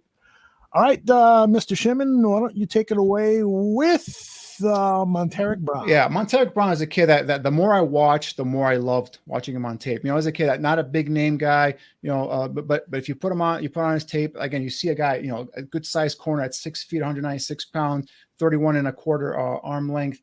You know, ran a 4.55 40 at the combine, so he's not a blazer. However, I do think he runs faster than on the football field because he looks like a you know, high 4.8 guy, 4.4 guy for me. But anyway, 4.55 is something that we'll take here, especially as an off coverage, you know, cover 2 corner. 11 reps on the bench press, 34-inch vertical, 7.273 cone. Again, this tells me he doesn't have the quick loose hips to be able to stay in phase, you know, shifty, quicker receivers, but when you put on his tape, although as we go and roll these clips here for him, you know, we're talking about a guy that's smart, a guy that's instinctive, and a guy that is willing to come down in terms of being, you know, as a run defender too. So again, I like the size, I like his length. But in here, we're going to see some of his clips here. I like the way in this first play here, he keys and he reads the screenplay, fights through the blocker, gets low, trips up the receiver as he diagnosed that play prior to the snap. He saw it, he reacted, and he made the play. You know, this is what you're going to have to see from these Bears corners now, doing something like this, off coverage on these quick hitting plays, these slip screens, these bubble screens, come downhill, fight through that blocker, get low. He doesn't wrap him up, but he slows him up. He allows his teammate now to come in and just finish the job. So again, aggressive player, smart player, instinctive player, and a guy that's got, you know, pretty good size at the cornerback position. All pluses for me so far with Montaric Brown. This next clip here, again, I just want to show Brown is a solid run defender. Here he notices how it comes up and takes on the receiver, sets the edge, funneling the ball carrier back inside to the rest of his teammates. Now, this might not be a big, you know, play in terms of stat, you know, and stat stuffers or anything like that, but this is key in terms of run defense. He comes down, he sets that edge, doesn't allow Matt Corral to go ahead and get that edge and get outside and get the first down, possibly even a touchdown. He does it. He funnels him back inside to his defenders or his teammates, and they make a tackle on Matt Corral and stopping him short of the first down. So this is something that I see on tape with a kid like Montaric Brown. Again, things that you don't see on the stat sheet, right? But things when you watch it film, you see a kid come down here, and this is part of being a good run defender.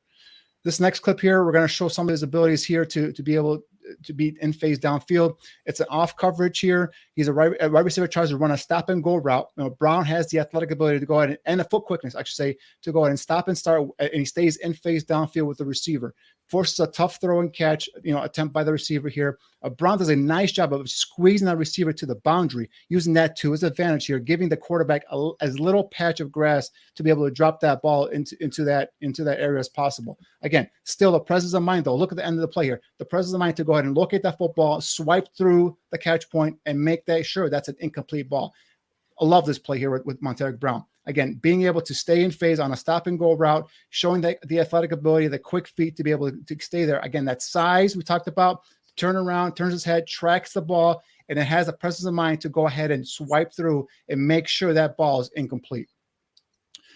This next clip here, I'm gonna talk about here. I love the physicality he brings as a run defender. Again, just look how physical he is. Comes downhill, takes on that lead blocker. Again, setting that edge and making that run flow turn inside. You know, this is again not a stat stuffer here. This is something that you only catch when you watch on tape. But this is important for cornerbacks, guys. Be able to funnel that, take on that lead blocker, not get blown out the play, and make that running back go inside to your teammates to be able to, you know, stop them short of a first down or a touchdown.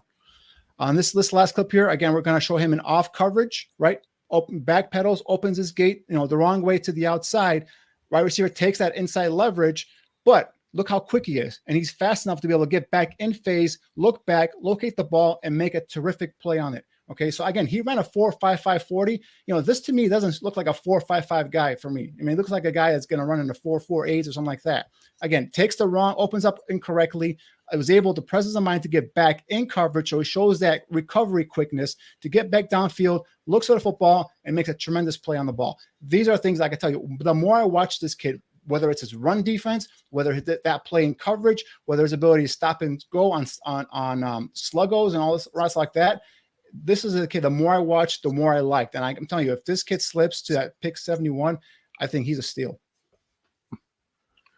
I do have to apologize because I know somewhere I have access to the GPS numbers from East West, and I didn't follow up on trying to find where those are. And so I will have those next show. I will find them. I'll have them next show because I feel the same way in terms of he's a lot faster play speed than he is testing speed, because he was on wide receivers and he was making plays. I think it was really because a lot of times, when you open up on a play wrong, or when you don't have just like the natural burst and the natural numbers, wherever the case may be, two of the things I wrote down on this kid were intelligence and instincts, right? And those are two things I love most about this kid. And the other two buzzwords I wrote down was reliable and stable and steady, because he was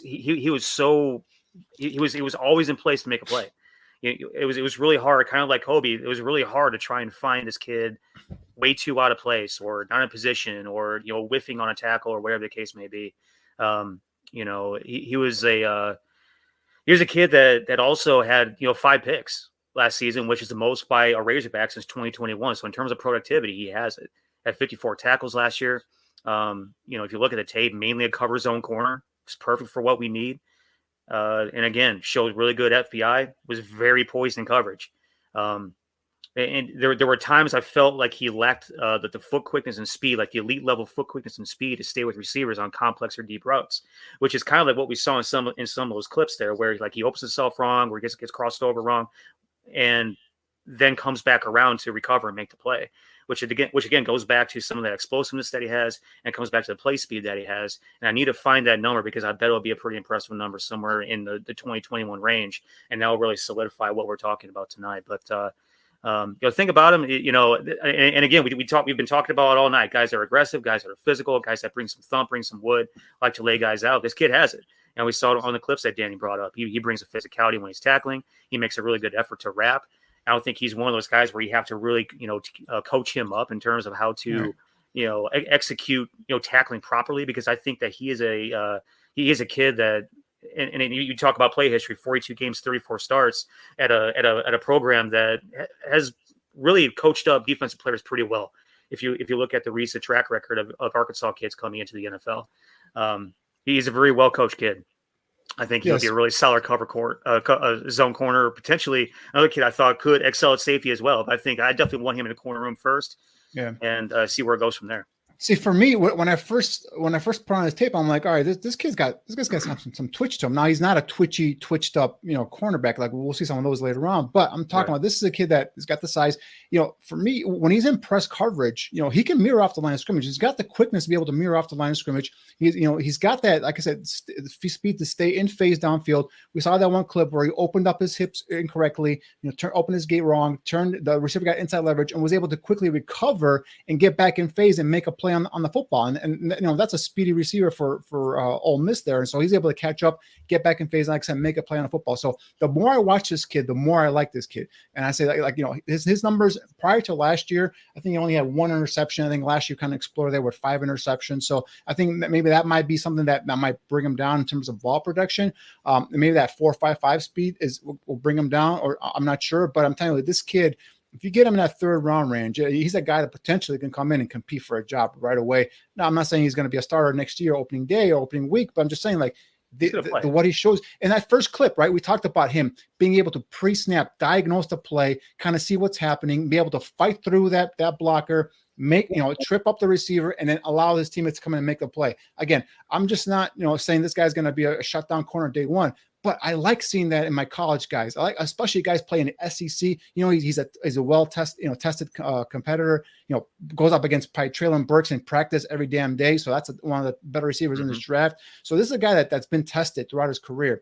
And there's the fact that he just read that, attacked it quickly, doesn't stop keeps fighting through that blocking attempt and makes a play. It's what I love seeing on tape. And I think I'll tell you guys, I keep saying this over and over again. The more I watch this kid, the more I like him. When I first started talking about him, I used terms like steady and reliable, and And, I think oftentimes those can be misconstrued as derogatory words, but I think in this kid's case, those are great words to have because there aren't a whole lot of corners that come in day one ready to play. And you don't have to worry too much about them being in position, tackling the right way, fundamentals, technique, and all those different types of things. Like the things with him, again, we talk about, coachable minuses with all these guys, right? Very, very minute minuses.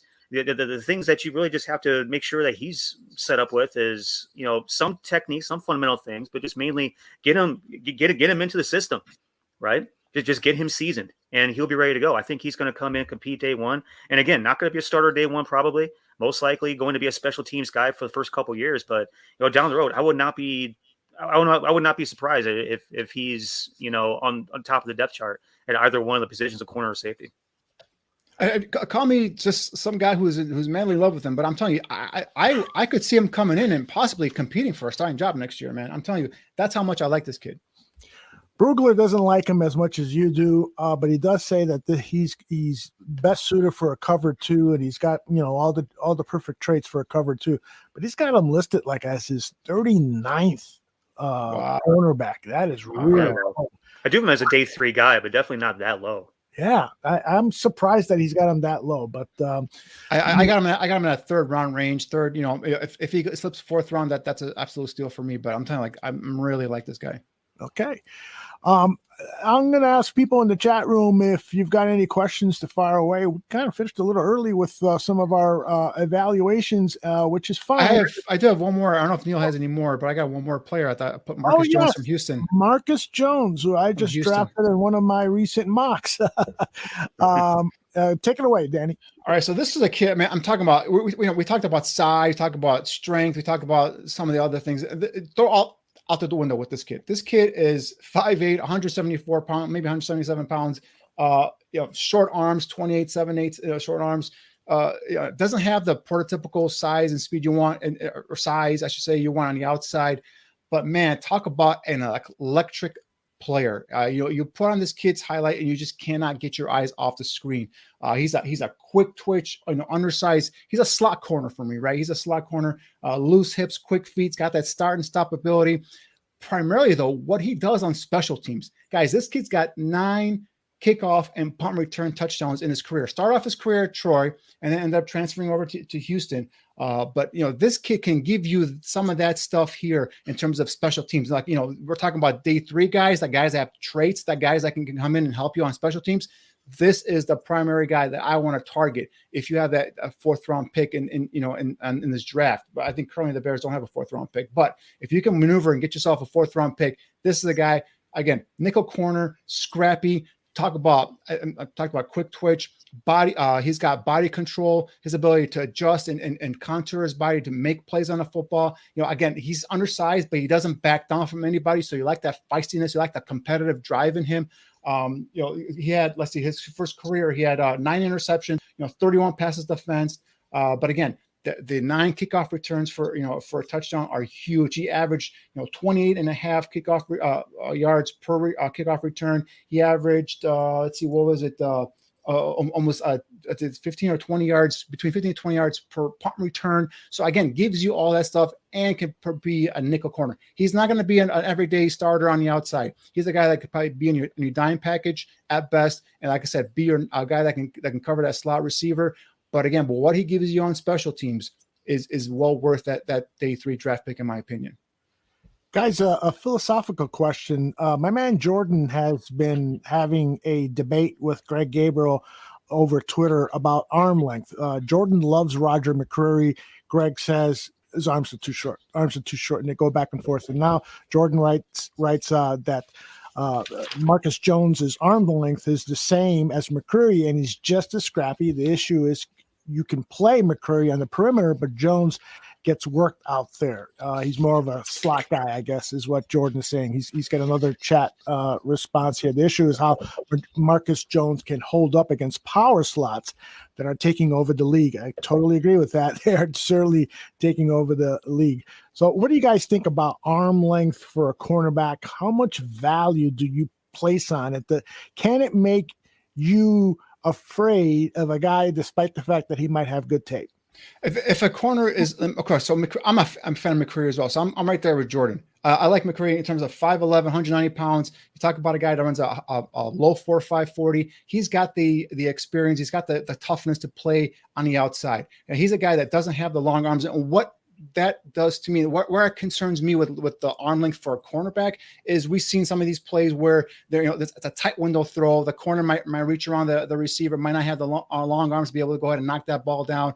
Or the other thing is predominantly where it concerns me and something that I look for on tape is can he wrap up and bring a tackle? A lot of times guys with shorter arms have trouble in terms of wrapping up and securing the tackles. And that's where you see a lot of times on tapes. With McCreary, when I watch his tape, he's a guy that, again, competitive, tough kid, for battle tested in the SEC, a guy that went up against top level competition and always stood his ground. So he's that guy, again, another one talking about who's got off coverage ability in terms of a guy who's got some that coverage awareness, guy who can peek into the backfield and then plant and drive and make a play on the football. So I'm a big fan of Roger McCreary. I've been, I think, with the second or third show we had this year, I was like, Roger McCreary is a guy from Auburn that I really do like. So I know that his arm length is a concern, but again, the concern for me is, does he wrap up and bring a tackle, tackle the ball carrier?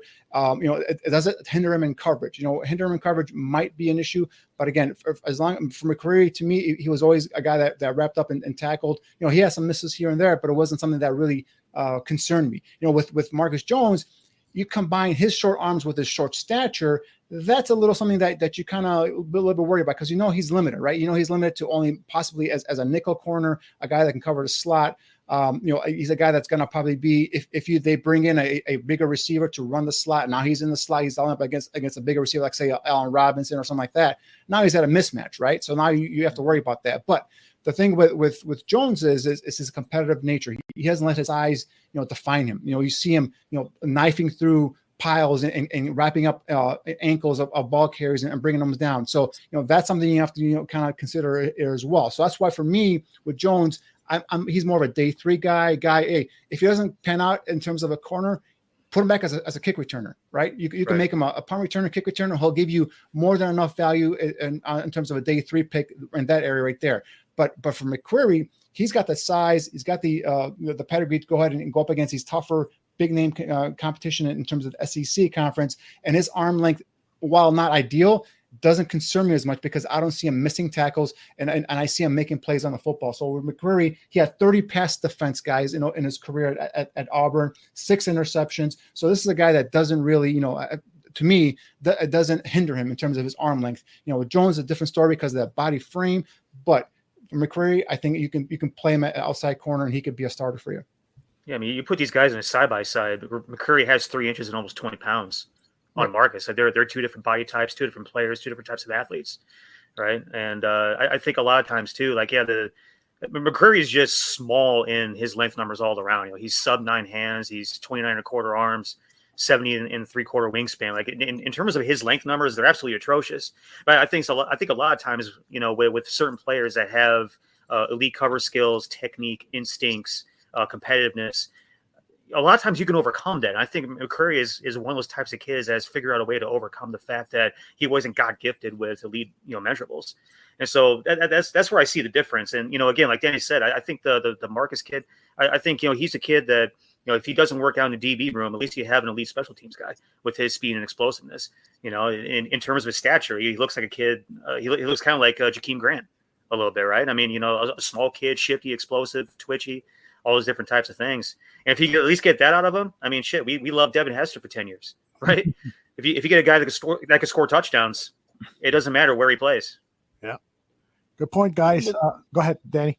No, I'm saying that's what he brings you in terms of the added value from Marcus Jones, right? So, and again, the frame and the length, could he be, and also durability. He wasn't able to play or participate in the combine because he's had surgery on both of his shoulders. So, durability could be an issue with Marcus Jones. That's why he's a day 3 pick for me. Again, day 3 guys are guys that I pick traits out of, things that they bring, whether it's size, whether it's speed, whether it's athletic ability, whether it's, something that they specialize in. And with Marcus Jones, his competitive nature, his athletic ability, his quick twitch ability, and his punt return skills and kickoff return skills are something that I really, really value.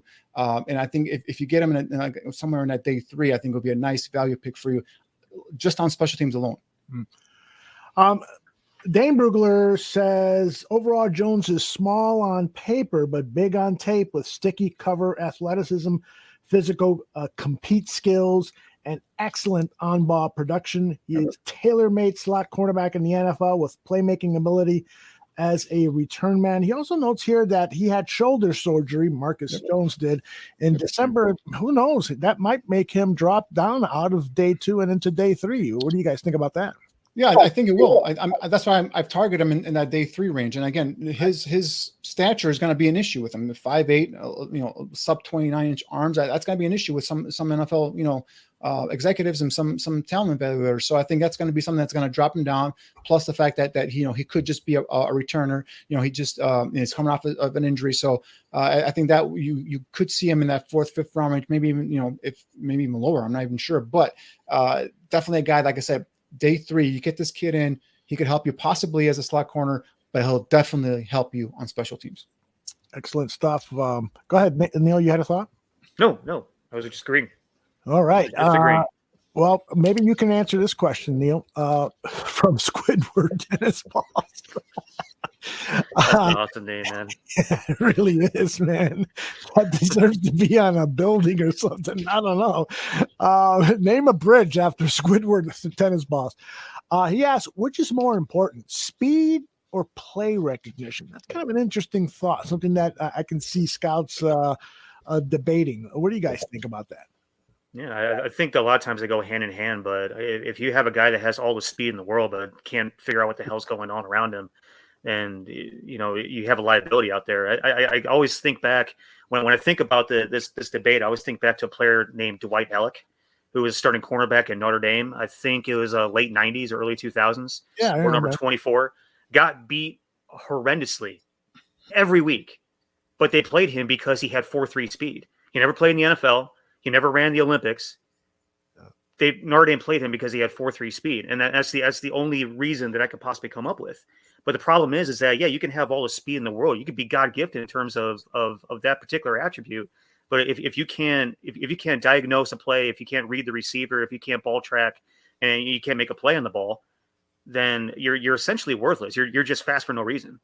Mm-hmm. So that's why I probably rank play recognition higher, because that goes with your ability to process, your cognition, with like how you see the game, your awareness. That's a critical factor. You can't have you can have play recognition without the speed, but you can't have speed without play recognition. Yeah. Good point. What do you think, Danny? Yeah, for me, it goes hand in hand, because, all right, so if we're talking about a guy like Neil just pointed, a guy that can run a 4.3 but has no, coverage awareness, no speed, no player recognition, he's going to get beat most of the time. But if you have a guy that runs a 4.7, a 4.8, that's also a slow corner that's probably going to get beat just off of athletic ability. So, you if you have a guy that runs let's say a 4.57 or 4.6 possibly, but he's smart as heck, play recognition, it gets a jump on the receiver, is able to key off of the receiver, able to key off of whatever the offense is doing, he can make up for that lack of elite 4.3, 4.4 speed with some of that play recognition. But so it's kind of go hand in hand. He can be deprived of speed, can't run 4.7, 4.8, but he also doesn't have to necessarily have to be a 4.3 guy if he has the play recognition and the coverage awareness. You guys have any thoughts on Texas cornerback Josh Thompson? He's visited the Bears twice, according to Scox.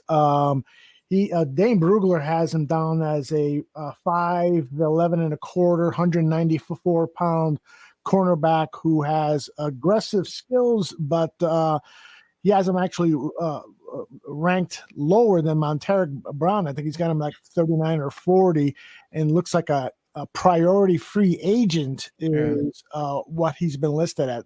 Have you guys had a chance to look or learn anything at all about Thompson? I haven't delved into his tape. I've just seen some Texas film, and I've caught him play plays here and there. From what I see, just a kid's got solid size at 5'11. I believe it's 194 is what he measured in at. 30 and 7/8 arm length in terms, and run a 4.40. So he's got some of that, some of that speed and stuff. So he's a guy that could possibly get drafted, late, like in the 7th round or something like that. But just in terms of overall play, and nothing really stuck out on tape for me in terms of what I saw from what I had seen from Texas, but I haven't really dived into his tape that deeply yet. Yeah, he was actually one of the next corners I have on my sheet to pop into next. He was a guy that was invited to Senior Bowl, had kind of a marginal time there. He didn't really stand out. He didn't do anything special. At the combine, 5'11 and a half, 194, almost 31 arms at 30 and 7/8, 9 and 3/8 hands. Decent measurables. Again, not a guy that jumps off the page in terms of his measurables. Ran a 4.4. In terms of what he did on game day, though, he was one of these guys that performed well in the GPS metrics. He ran 19.56, which is top higher end speed. The thing that pops off though is the 5 yards per second max acceleration, which is pretty good. Like I was talking about with Alontae Taylor, 6.67 is absolutely absurd. 5.02 again is you don't call that elite, but you call that pretty high end. So when he explodes, he can explode. He can cover some ground. So that's the one thing that kind of triggers me about him in terms of wanting to watch the kid. Is that he does have some traits that kind of make you he could have something. So he's one of the guys I'm going to watch next, and we might pop him on next week. We'll see. And another thing about him is no ball production, right? He's a 5th-year senior, right? He had, for 5 years at Texas, he only had 7 passes defense and 2 interceptions, right? So in a conference that throws the ball all over the football field, he's a guy that doesn't make much plays on the football. So again, he's a guy that's probably being brought in or just being going to probably undrafted free agent, or if he's drafted, it's because of his traits. Where he talked about day 3 guys that traits, right? You got that 4.4 speed, you got the 5'11 frame.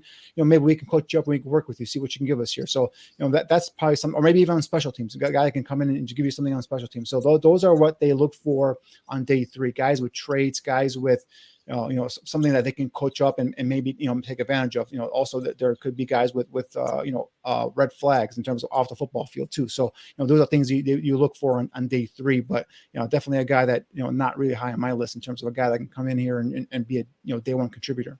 Right.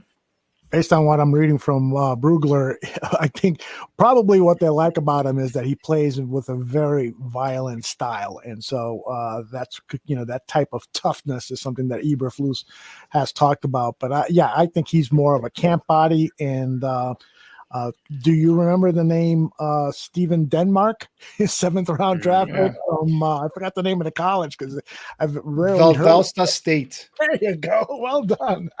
So and I love Denmark, man. I thought he had some potential. They just never gave him anything to do. I mean, never coach him up. Give him anything to do. Like he's an intern or something. I mean, they didn't coach him up. I felt like he just never got an opportunity. And then he got injured. Remember, he got injured at one camp. That hurt a lot. Yeah. We were all expecting to see him play in that first preseason, but he never got on the field because of an injury. Right.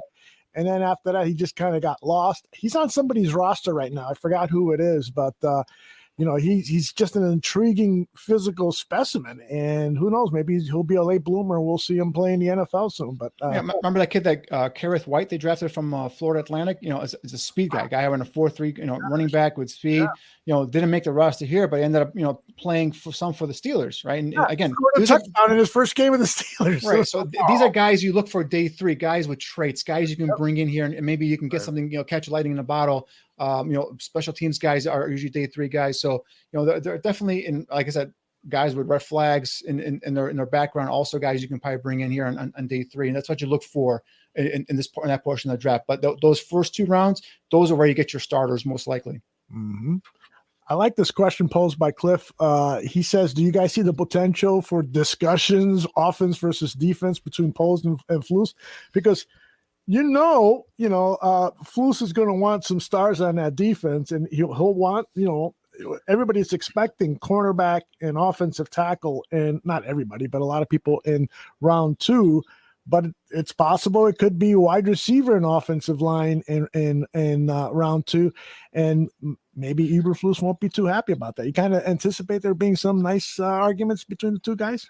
There always are. There's always, I mean, it's never, draft rooms are always, there's always back and forth and we want this guy, we want that guy. But, the one thing that I think Ryan Poles has kind of, earmarked here with this team early on is that he's going to, it's his team. He's going to build this roster. And I think, as long as he takes care of the offensive and defensive line, so far, he's made a couple of signings here on defensive line. The offensive line needs to be taken care of, and I think whether it's a later on, free agent signing, a veteran free agent after the draft, post draft, we'll see, or he's going to attack it aggressively in the draft. We'll see here, but I think the offensive line is going to be addressed. Now, Eberflus, in terms of what he wants, I think whatever's left after the draft, whatever holes or whatever depth that he sees lacking on a particular position, I think that's where you're going to see the Bears then go out there, maybe get some veterans here to bring in to be able to help, give you some depth there. But I don't think there's going to be a banging of heads, if you will, and saying, oh, I want this guy, and you're already hurting my career by getting me a receiver instead of that corner I wanted. I don't think that's going to happen. But I just think they're both on the same page. They're all going to both going to have a plan going into this draft and hopefully get some quality players. I see a lot of respect floating around that building right now. Yeah. I think that's critical in things like this, and again, I mean, Danny said there's going to be a lot of contentiousness, on draft day in the draft rooms, guys that are pounding the table for a guy that don't get their wishes granted. You're always going to have that. I certainly have had my fair share of that. I'm still pissed off about. Neil and I get contentious here on this thing. He wants the safety of that 39th pick. I want a corner. I never said 39. I'm going to leap through the screen and punch you. See, it's contentious. Will Smith your ass. It's contentious. See, he's going to do a Will Smith slap. Smith your ass, damn it. It's contentious. I told you.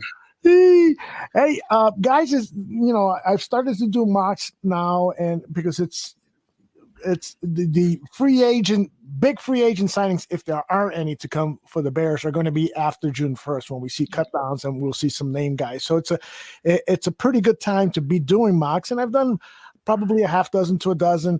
And one of the things that I've kind of started to lean towards is those first three picks, the 2 in round 2 and the 1 in round 3, to me are untouchables.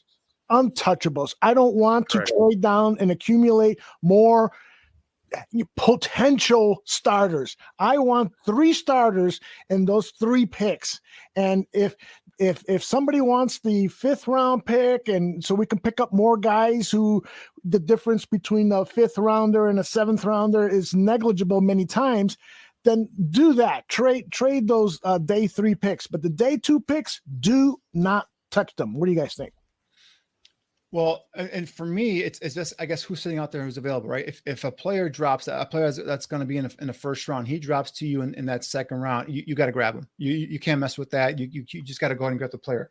Now, with that's the 40th pick, which they got with the Khalil Mack trade, Poles had said, that gives him one of the reasons why that was attractive to him, because it was a top 50 pick. Plus, it gives them options to maybe recoup some draft capital. So that tells me that Poles, it told the rest of the league, hey, I'm open for business. You guys want 48? Depends on how the board is going. Depends on if there's a run on corner. If there's a team that still needs a quarterback, and there's one of these quarterbacks drops to them in that top of that second round, and you know what, they might come up and say, hey, we'll give you our second or third and whatever. You can't resist that. And then now you just kind of have to kind of go through. The thing with the Bears is they have a lot of needs, right? We haven't even covered linebackers yet. We touched on Christian Jones the last couple of shows, Harris. But they're Christian Harris, sorry. But they're going to need linebackers here. I know there was talk about Anthony Hitchens being in for a visit. So that could be a guy that could possibly be their strong side linebacker. Again, we talked about it earlier. The third linebacker will not be on the football field for a majority of the play. So maybe that's not a priority position for the Bears. Maybe we think it's more a priority than they do. So we'll see how that goes. But there are a lot, we haven't touched on safety. We haven't touched on a lot of these positions. Next week, I'm going to do a deep dive into the interior offensive lineman. That's a position that we're going to have to take a look at here as well in upcoming. So if you get some of these players that if there's a run on a certain position that you are not really looking for, and you can become a receiver drops down or another play that you wouldn't expect kind of drops down, and you get an offer that you can't refuse, you're going to have to go and take it because you need draft capital, because you need to build this roster, because the depth on this team is lacking at this moment. So that's the only position I see. But in terms of with you, Aldo, if you have players that you have rated higher than where they're at, and they're sitting there and just kind of glaring you at you on the board, you got to go and pull the trigger and make those plays. Because like I said, you need guys that can come in and contribute year one with those first 3 picks. I think we take our day 2 picks and trade up into the first round, grab a safety. That's what I think. See? By the way, I'm with Neil in terms of the value of the safety. I wish we had another second round pick so we can pick. I mean, honestly, here's where I was with that. I felt that that round 3 pick should be potentially targeted at safety because we had nobody in the room that was reliable that could actually make plays.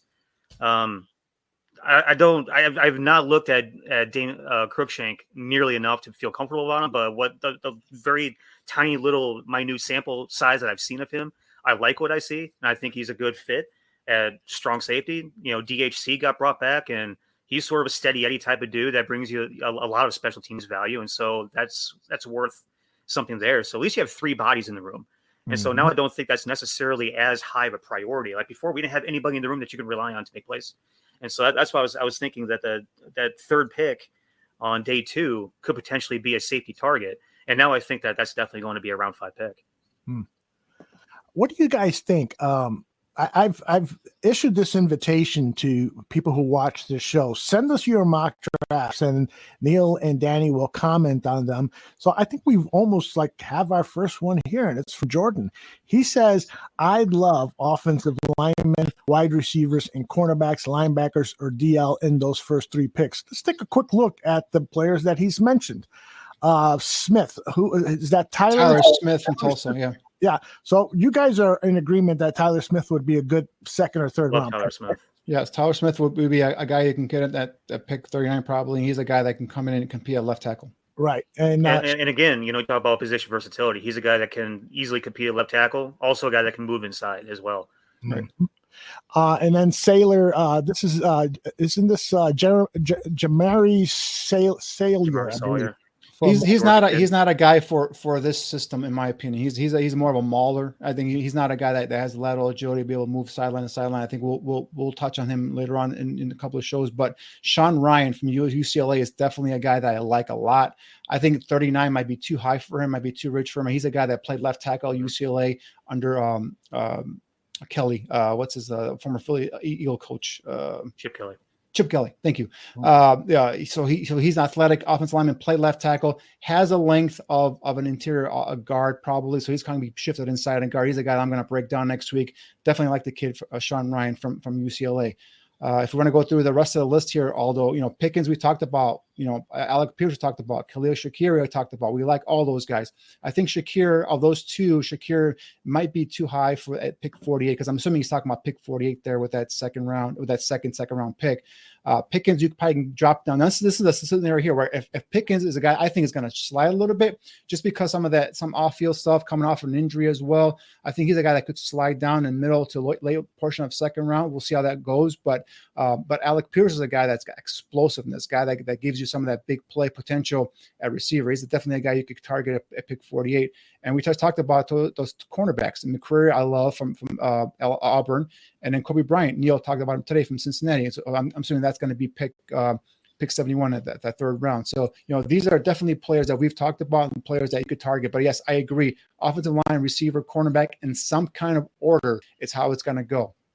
Yeah, if it's me, we talked about Tyler Smith. Love Tyler Smith. Position versatility, gives you a lot of options. Not a fan of Jamari Sawyer. He was a guy that I wanted to bring up early on in the show as a guy that was getting hyped up, him and his teammate, and guys that I think are way overhyped that would be way down the list for me. Ryan, we'll touch on Ryan next week. I'm probably not as high as you are, Danny, on Ryan, but we'll go more in depth with that. Pickens and Pierce are definite, high day 2 guys to me, and Shakir is probably a little bit further on down. I almost have him a early day 3 guy on my board, I think. McCreary is a late day 2 guy for me just because of the measurables. But again, like we talked about before, he's figured out a way to overcome all that stuff. And so that's really intriguing and enticing. And then I talked about Bryant. Linebacker, Troy Anderson, I talked about a couple shows ago. And that's a guy to me that you find on day 3, one of those guys with traits, developmental dudes that are not ready to play right now whatsoever. And I think the biggest knock for me on Anderson is that, yeah, he's got speed and explosiveness and all these things that you excel doing the Underwear Olympics with. But, what he doesn't have is play strength. He gets mauled on the field. He can't shake blocks. He can't he can't fight through traffic, and that's a big issue with me. But yeah, he's got some intriguing stuff, and I like to see what he looks like 2, 3, 4, 5 years down the road, going into his after his rookie contract, and see if he's actually found himself a spot. I don't think it's going to be with the Bears, but who knows? We'll see what happens. Travis Jones we talked about as a big, strong, nasty interior guy. I love Logan Hall and Travis Jones. I love those two guys. Logan Hall, 3-tech, Drake Jackson. Yeah, so I mean, good names. I think some of those names are a little bit are definitely too rich for my blood in terms of Shakir and Anderson as day 2 guys, but then Sawyer and Ryan I definitely wouldn't have on day 2. But some of those other guys we went at length about and very high on, and right. So I would not be upset about Tyler Smith and Alec Pierce in the second round. I'll just go ahead and tell you. Or even if you go Smith and then go back with Logan Hall or Travis Jones with that second round pick, I address the offense and defensive line, and then in the third round, if you get whatever receivers left over, if it's a Shakir or if it's a McCreary in the third round at cornerback, I would do that as well, because we touched on receiver. You can probably get a receiver in the 4th round or 5th round. I guess you don't have a 4th round pick here, so this is where trading down could be a value for you here. But I think you get a receiver in day 3. I think you could possibly come in and get a day 3 corner. There's a corner that I want to kind of bring up here. I didn't list him on my clips here, but he's a guy that I've been studying the last couple of days that as a day 3 guy. I'm not sure if you've seen him, but he's a guy that I want to kind of bring up here and talk to him about him as well. So if we have time later on, maybe we could talk about him too. But there's different ways you can run this board and see after you have to go off of what they have in terms of how they value these players. But yeah, I mean, some of those names there, absolutely love Tyler Jones. Tyler Smith. Love Travis Jones. Love Logan Hall. Love McCreary. Love Alec Pierce. I mean, a lot of these guys that we've already talked about, like Neil said, and we like them a lot. On the topic of Tyler Smith, I like his teammate too, Chris Paul. I like his teammate a lot as well. Yeah, not day 2 though. Not day 2. Yeah, but I mean, he's a guy that brings a lot to the table, and a guy that we keep talking about. This the word we keep talking about: aggressiveness, physicality. He's got a good mid-range game too. Yeah, he sure is. And great distributor. Yeah, I'm with Jordan on this. I've developed a crush for Logan Hall since you guys pointed it out to me weeks ago on one of our earlier shows. I've actually mocked him to the Bears in round 2. And I won't get into all the details, but he's that perfect 3-tech that could be available in round 2. And if he's there, man, are you going to pass him up? I love the kid. And then what the funny is a lot of teams, there's a split here with what teams are seeing. Teams see him as a 4-3 or a 5 technique in a 3-4 defense. Mm-hmm. And some teams see him as possibly as an interior defensive lineman. I see him as an interior defensive lineman, or could play the interior defensive line here as a 3 technique. And when I broke him down, talked about his ability, his get off at the snap, at 6'6" frame, good length, his get off, his ability to penetrate the gaps and get into the backfield and make plays. He's got a solid spin move in terms of a pass rush. He's not there yet in terms of as a pass rusher, a guy who can probably develop that game better, can be coached up there. But definitely a guy that can be an interior presence, an interior disruptor, if you will. And just the way for that big a size, his 10-yard split, guys, I keep saying this, it was a 1.68 at the combine. Aaron Donald was 1.63. So he's not that far off from Aaron Donald in terms of his get off at the snap. And you see on tape, that translate on tape with this kid, and that length, the size. And Aldo, when I broke him down, I said, even if he doesn't get to the pass rusher, even if it doesn't get to the quarterback with his pass rush, his 6'6" frames, put those arms up, you can be able to block that passing lane, maybe tap some, bat some balls at the line of scrimmage, create turnovers, stuff like that. He can help you in so many different ways, so that's the thing is, like, I absolutely love Logan Hall. And I think if one of those two, him or Travis Jones, are available with those 2nd round picks, you got to address the defense line still. I just got from Scox his mock draft, one of his favorites, he said. And I know that Danny and Neil are going to poo-poo that first pick, Bernard Rainman, because you did it when Damian Parsons was on the show. Well, it's not that I'm going to poo-poo it. I like Rainman as a prospect. I just have some doubts in terms of his, being a starter day 1, right? The 39th pick, I want him. He's going to be a left tackle, and he's being touted as possibly a late 1st round pick. And And I see why. He's got the size at 6'6". He's only 303 pounds though. So remember, this guy's only played left tackle for 2 years, guys. He was a tight end before, right? And he's played at Western Michigan. So he's not a guy that's really played at a big time conference, has been going up against big time competition. His arm length to me is guard length, right? And I'm a big proponent about arm length. It's got to be 33 and a half or higher in terms of my offensive tackles on the outside, on the islands, right? I'm very strong about that. I know there are tackles that have had a sub 33-inch arm length, but those are the exceptions, not the rules. Those are, you probably count on a single hand, in terms of guys that succeeded at tackle with sub 33 arm length. So, athletic ability is there. He's more of a developmental guy. He's a guy that when Damian brought him up, I said, this is one of the guys that, sure, I'll let him go out there and I'll let him fail at left tackle before I move him into guard, no doubt about it. But I see him more. I see his career probably blossoming more inside at guard than I do at left tackle. I mean, I put on this tape, this is a kid that was built up as an athletic, offensive lineman, but you see him get to a second level, you see him struggle, to reach some of those second level linebackers. You see him struggle to be able to maintain and sustain those blocks on those second level linebackers. So, I mean, that's the thing that concerns me about Raymond is he's a guy that intrigues me. He's a guy that I can bring in this roster. If I sign, for example, a Dwayne Brown, a veteran that's going to come in and start for the next year or two, and I have Raymond developing behind him, sure, not a problem. But at pick 39, I want a guy that's going to be a sure starter for me if I don't have a veteran left tackle. Christian Watson. Hey, Dan, if I could interrupt you just real quick there with Raymond, I think a lot of his evaluation could probably be like centered on those pass pro clips from Senior Bowl when he couldn't take on any of those edge rushers. He couldn't set, he couldn't anchor, he couldn't move bodies. He got absolutely eaten alive during Senior Bowl week in terms of just those pass rush drills. And I know it's slanted towards the defensive lineman anyways, but like we talked about with Zion Johnson was able to grab a guy, use heavy hands, could control the body and anchor and move side to side. Bernard Raymond couldn't do any of that. And so in terms of his type of rawness, if you like all those types of traits, I think he's a luxury for teams that are luxurious teams that have starters already. Like you said, that you bring in this type of kid that has all these traits and all these measurables and all this upside and everything else and mold them into something. But, for us, we need a guy to come in right away, and pick 39 Bernard Raymond to me ain't it. Let me tell you about Christian Watson. I keep seeing Christian Watson. He's gonna be gone first round. Yeah. I mean, Greg Gabriel has assured me that he is going to be taken in the first round. There's no way that the Chiefs with 2 picks in the first round and the Packers with 2 picks in the first round are going to bypass this guy. He's going to go to one of those 2 teams. Yeah, Christian Watson, unfortunately, is not going to be available, guys. That's what I've heard as well. I think that's last week. I said I don't think his team calls are going to change. I think the Packers are smitten with him, and I think that's if he's there for them, that I think they'll go ahead and they may even have to move up to get him. Who knows? We'll see what happens. But I think he's if he's available in the second round for the Bears, just don't even bother waiting. Just mail the pick and right away. Yeah, exactly. And that's the thing is with Watson, if it's not Watson, there are going to be other receivers going to be available there as well. So it's a deep position group, a position of need. And here I forgot who had this draft here, but they're Skokes. Okay.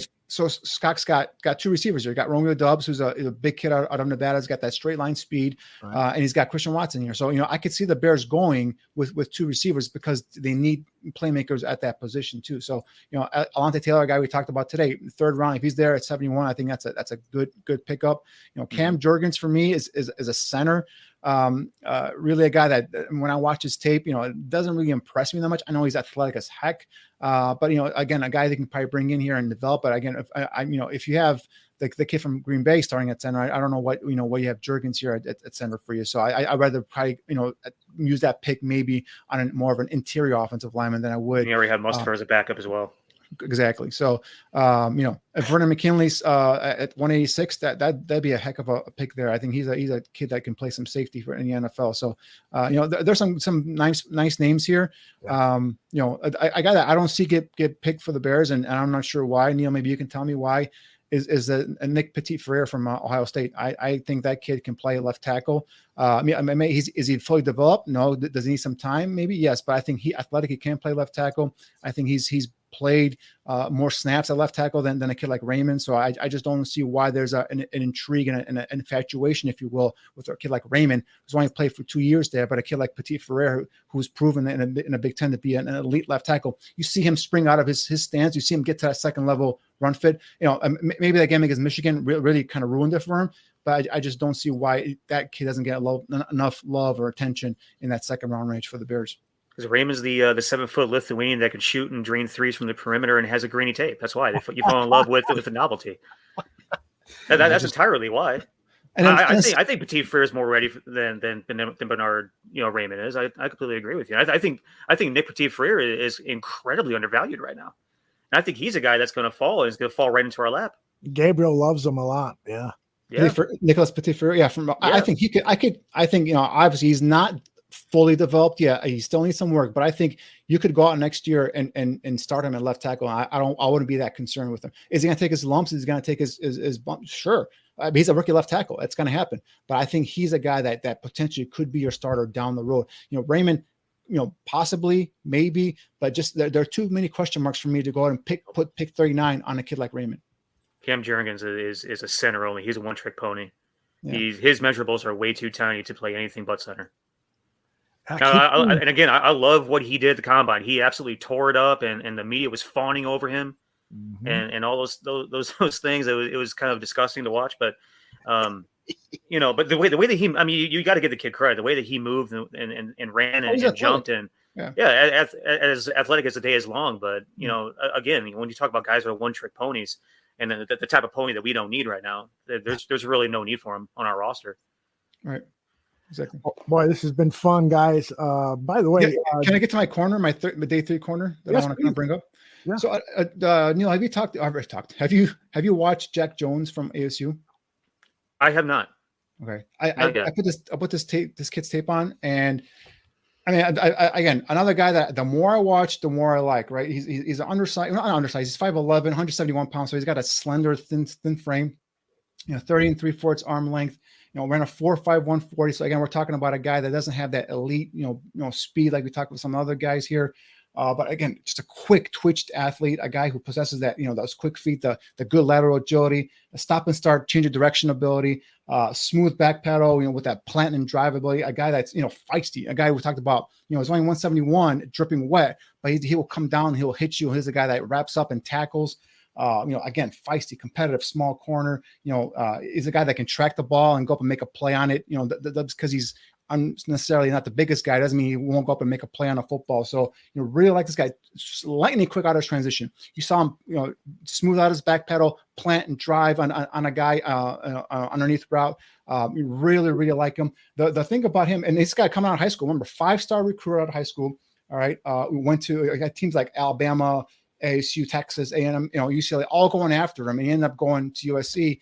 There was an issue in terms of academics. He had to sit out a year and all that stuff. And then there's some off the field stuff at ASU where he was suspended and some off the field trouble. So there's some red flags there. So that's why I think this guy could drop down into day 3.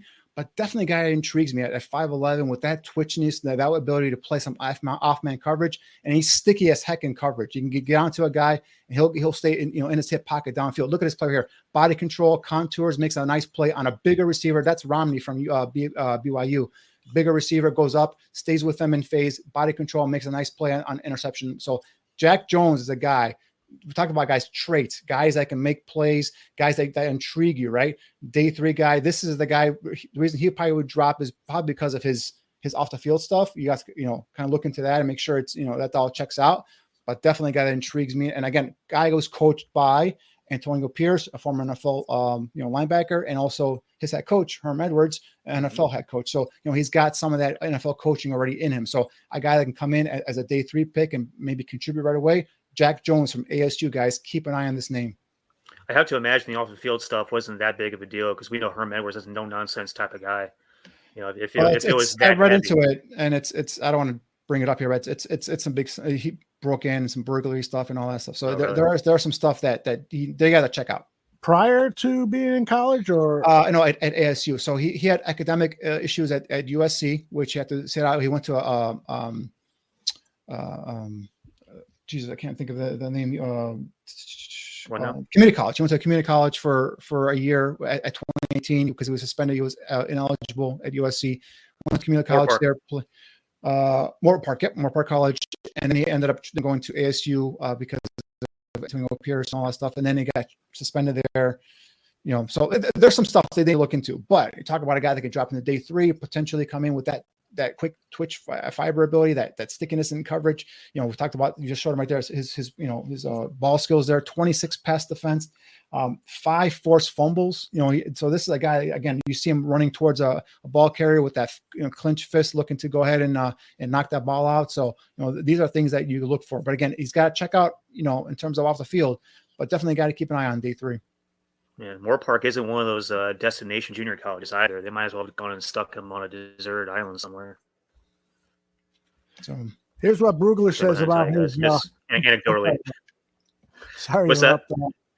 Sorry to interrupt. But here's what Brugler writes about some of his problems here. He left USC because of academics in 2018. He was arrested for allegedly breaking into a Panda Express in June of 2018. Of all places, right? He was hungry. Their own chicken was tempting, man. Yeah. Oh my gosh, it's good. The felony charges were later dropped, and he pleaded guilty to a 2nd-degree misdemeanor charge of commercial burglary, serving 45 days of house arrest. He was suspended by Arizona State coaching staff for fighting during practice in November of 2020 and missed most of the abbreviated 4-game season in 2020. His lack of he just goes on to talk about some of his skills here. Yeah. But his summary line is, overall, his lack of size and discipline on and off the field creates doubt about his next level future, but his short agility skills, ball instincts, and compete skills are already NFL entry traits. So kind of a mixed bag there. 7th round is where he projects him to go. But I agree with you, Danny. This is a guy you want to bring in, and you want to have that talk. And then you also want to see who's in your locker room and can take this young man under his wing. Mm-hmm. Give him life advice, give him counsel, and so forth. We got to find out. Brugler does a nice job of looking into the guy's background. He talks about high school and so forth. So you want to ask him questions. If he came from a very poor background and didn't have the parental skills that so many of us are blessed with, then those are things that perhaps you need to take into account. But right now, it's an iffy proposition for him. Right, but these are the guys that can drop because of stuff like this. That then you can. And 3-4 years, like, man, how did this kid last to the 5th round, for example, right? Stories like this, stuff like that could happen to you, and then you could, eventually, if you could turn your life around and you could be, a successful player. I just think his athletic ability, his coverage awareness, and the way he can make plays on football, it really, really intrigues me. Like I said, when I watch his tape, I couldn't keep my eyes off of the kid. So the kid is electric. Again, doesn't have the prototypical size you want necessarily in terms of 171 pounds. So he might be kind of, pushed inside to a slot corner. We'll see how that goes, but definitely a guy, if he checks out off the field, I think it's well worth taking a chance on him. The thing about this too, guys, is the best thing that he can do is be 100% honest and transparent about everything that happened. Yep. Because during the character process, but in August, all these scouts come in and they know well ahead of time that this kid has some baggage. They're going to ask questions. The guys like me who sat down with these guys and gave the character reports, they're going to sit down with, so did I, know, man. Let's go ahead and be honest. So did all 3 of us probably.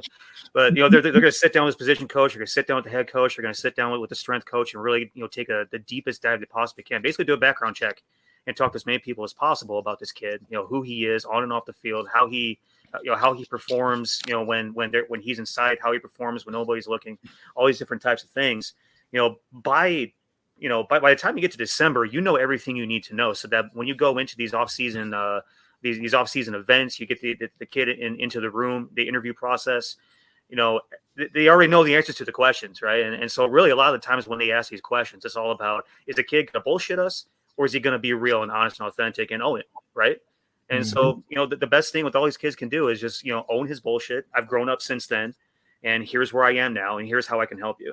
And I think that's the biggest thing for all of our listeners to realize is that once we get to this point, all the answers are already had. It's just a matter of the kid being a man about it effectively. If that makes sense. Sure does. I love what Mule says here is, what's your GPA? What's that? Interview over. All right. Hey, by the way, since you were looking at that Arizona State, Danny, what'd you think of Chase Lucas, who Cox also said he's intrigued by?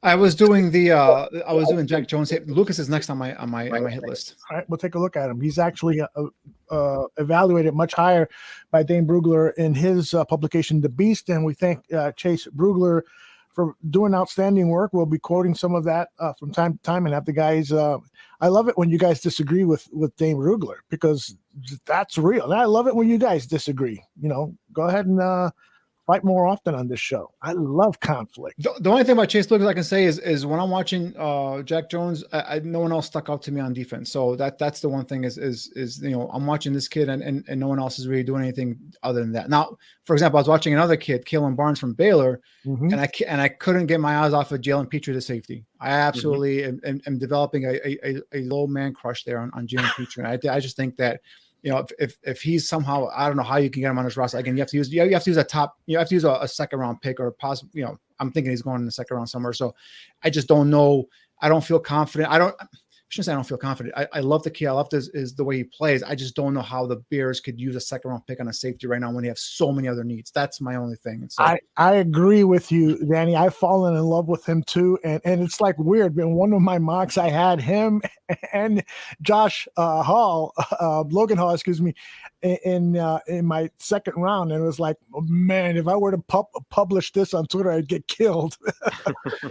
Just because of the needs, right? Now, if they have things going on in the background that we don't know about, right? If they have things that veterans have targeted, for example, I keep mentioning Dwayne Brown, right? If for example, if he's someone that they've targeted and they've spoken to him and they kind of have an idea, hey, if we don't get a tackle here and we go get a Petrie, we go get a Logan Hall, we go get something else, can we go bring in Dwayne Brown after the draft and sign him? Then it makes sense, right? But if you go in with left tackle Tevin Jenkins or Larry Borum, and you're putting Justin Fields back there, I'm going to be freaking losing my mind, because I think that's just asking for disaster here.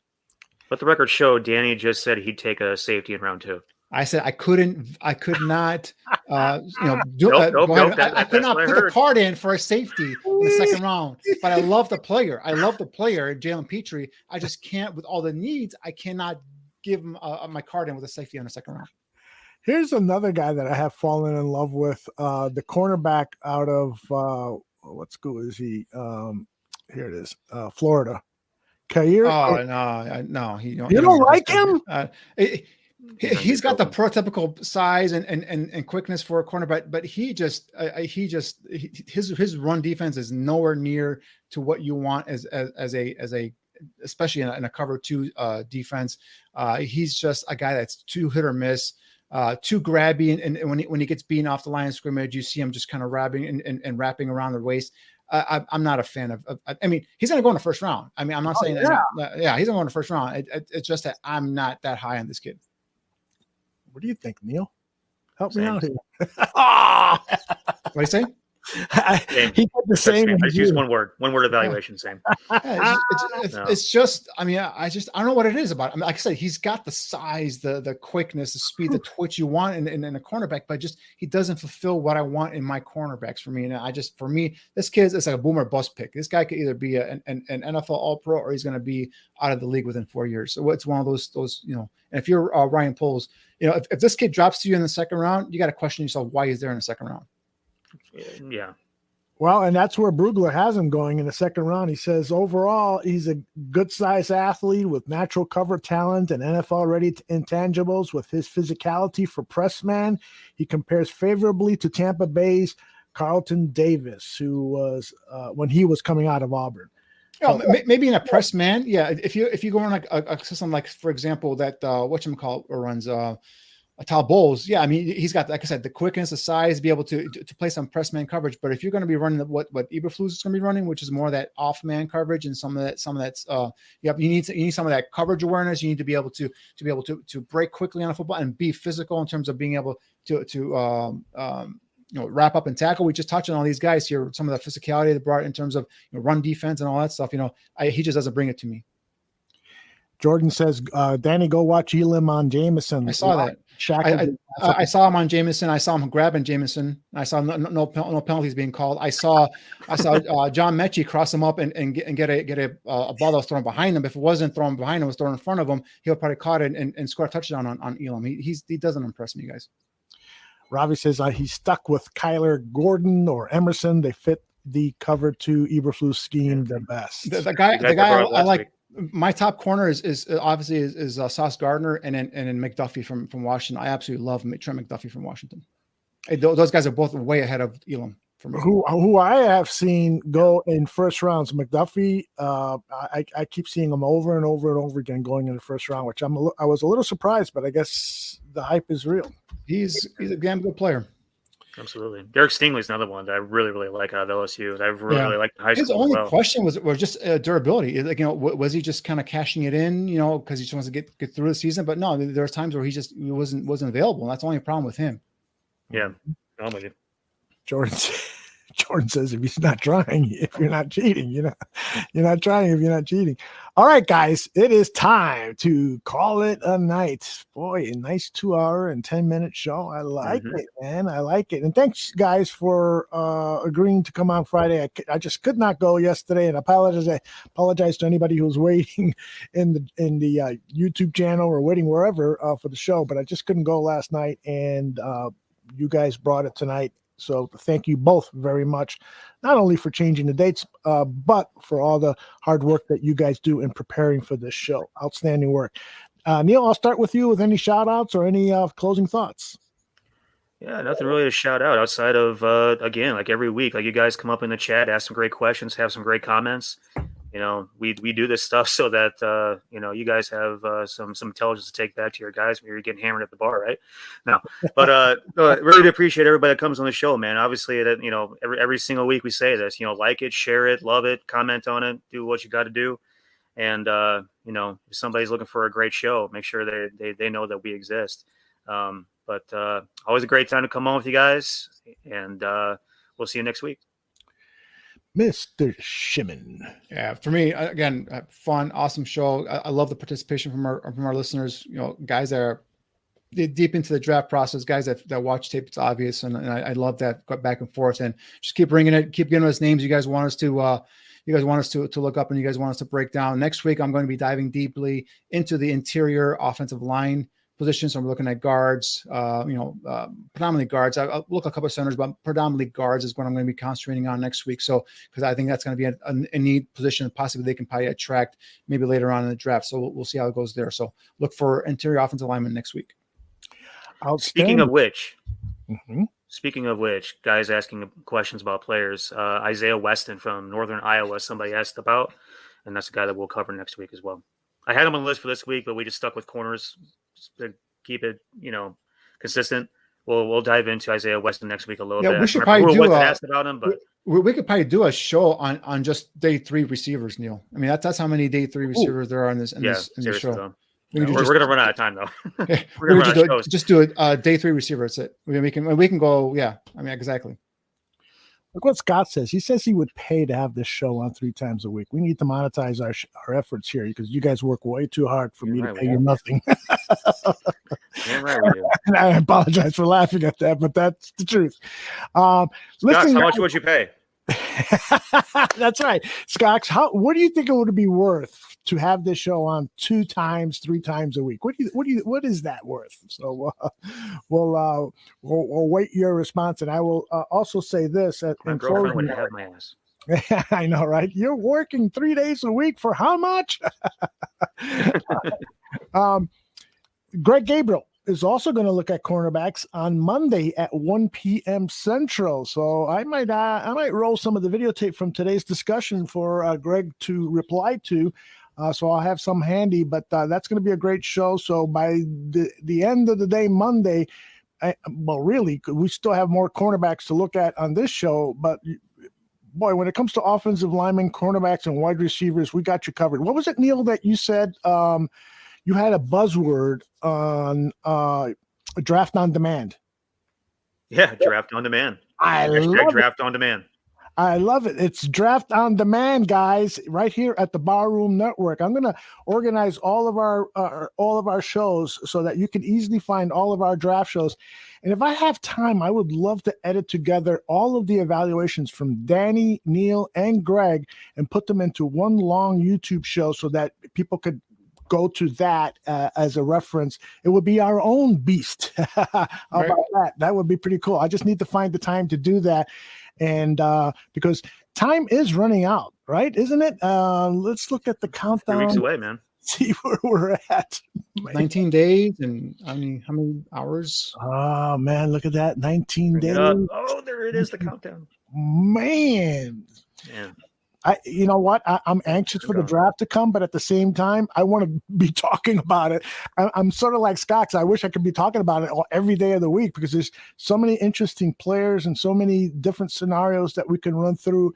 The speculation is fun, but overall, it's discussing this topic with guys who do the work, and that's what you two guys do, and I'm highly indebted to you for that. So for Niel Stopczynski and Danny Shimon, this is Draft on Tap. We'll see you next week.